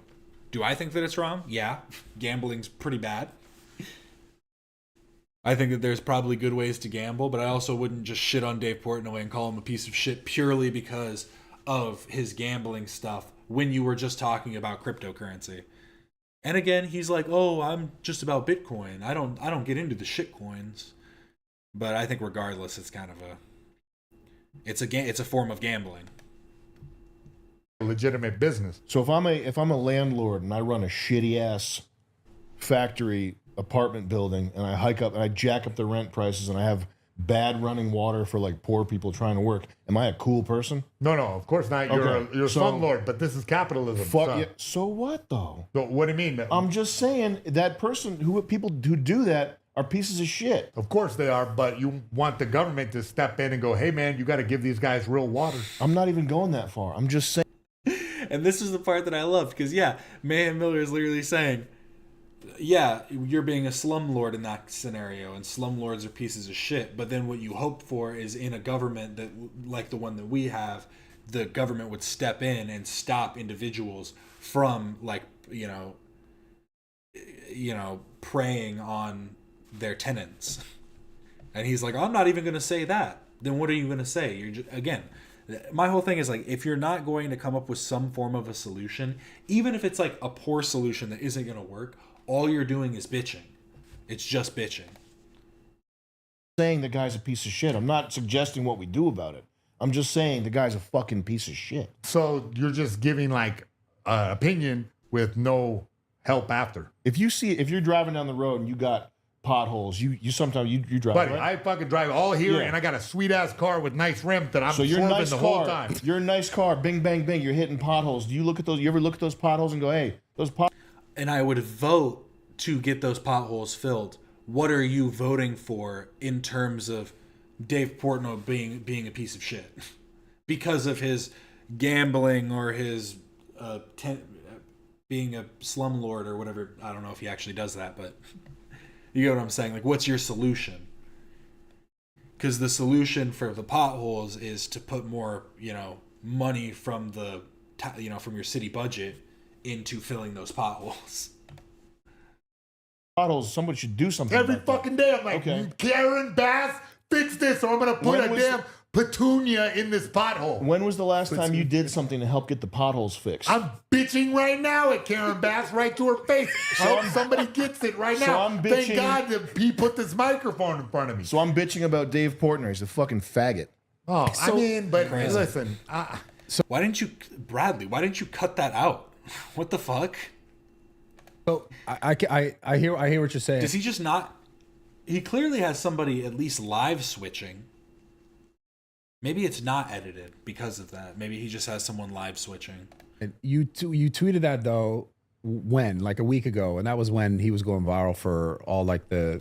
I guess. Oh, he was crashing out. Yeah. Yeah. I wasn't even looking at his crash out. I just saw his nose and I was like, oh fuck this guy. No, I'm not trying to like. I'm sorry. Did I just? Yeah. I wasn't even looking at his crash out. I just saw his nose and I was like, oh fuck this guy. No. And there we go again. Oh, and again, it's like, oh, he's trolling. Every it's like every joke is lined with a layer of truth or whatever. I'm not trying to like point at you, but you did it. He was going viral. You tweeted something with his name in it, probably likely to go viral. You're then leveraging someone who you consider an asshole or a loser or a piece of shit for your own benefit. I mean, people do. That's what people do all the time. Yeah. Oh man, y'all are masturbating. When I was tweeting, it was a reactionary. Yeah. I saw his ugly face, and I just said, "Fuck this guy," and I tweeted it. I wasn't thinking, "Oh, I'm going to make a now." banger With that tweet part, I makes agree. money. He is a very ugly gentleman. Yeah, he's very bad looking. He's beat. What? I mean, look, I wouldn't sleep with him, but you know what I mean. I got high standards. He's a bad looking dude. I don't give a fuck how the guy looks. I just find it interesting. Yeah. That's all. I just think because, like, if in that case, if you... Why was that the part that Bradley pushed back on? Sam just spent like a few minutes being like, yeah, he's a dirty Jew, without saying that specifically. But then Brad's like, well, I don't think he's ugly. I never said that. I never said that part. That's my thing with this whole internet era of things. Like, it's like the guy is doing something that you don't necessarily agree with, which is fair, right? Yeah. You don't have to agree with everything someone does or says. Yeah. And he's going viral in a moment, and you also take that moment to say, fuck this guy, which adds fuel to your fire. Moment. That's my moment. So there's a thing. There's like, This it's also show- leveraging someone's shittiness for your This show own. right here is my show. It's fine. It's your And show this is right my now. moment. That's why I brought you on. I'm having my moment. Go ahead. Give me my moment. What else you want? I want all of it. This moment. Give me your money. Okay. What do you need? I got money you need. Spaghetti. I got cash. I know what you're saying. So I just find that's the one thing that's like, obviously you can't say, well, no one say anything and no one discuss ideas or no one say fuck him or not fuck him, whatever. For sure. There is definitely though that intrinsic value where it's like, oh, this will also garner me something. Of course. So then you're leveraging someone's shittiness for your own benefit, which is Wow, what a crazy concept, Mayhem. You should I'm do taking that. all that shittiness like a lever. I'm cranking that all the way down.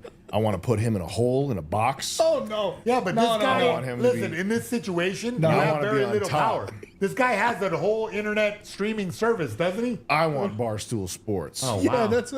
I want to run the company. Oh wow! So That's wait, me. you're gonna. Oh, I get it. See? Live long enough to become the villain. Well, the thing is it's, again, what I just said. Every joke is lined with a layer of truth. I don't think Sam Hyde thinks that he should be running Barstool Sports. But it wouldn't take me, like, much convincing to think that he is upset that another Jewish person is successful in media. That part wouldn't, like, you wouldn't have to convince me much of that. I kind of just believe that. Yeah. Wait, you're already the villain, so now you're gonna try to become the hero. You become the hero, then the become villain again. I Is that love the it. plan? 40 Master chess. plan. Holy shit! 40 chess. That's some crazy shit. Yeah. But that's I'm one glad thing I about came the to internet this, that bro. fucking I'm sucks. so glad man. I came to this. You It's guys are I mean, fucking awesome. this lifestyle of just like being part of the attention economy. It is, there's definitely fucked up parts about it. Yeah. Yeah. It's a weird thing because it's so. This Thanks is for crazy. I letting don't me know have what's your going on boyfriend. over I there. appreciate it. What the fuck? Yo, what the fuck? Sorry.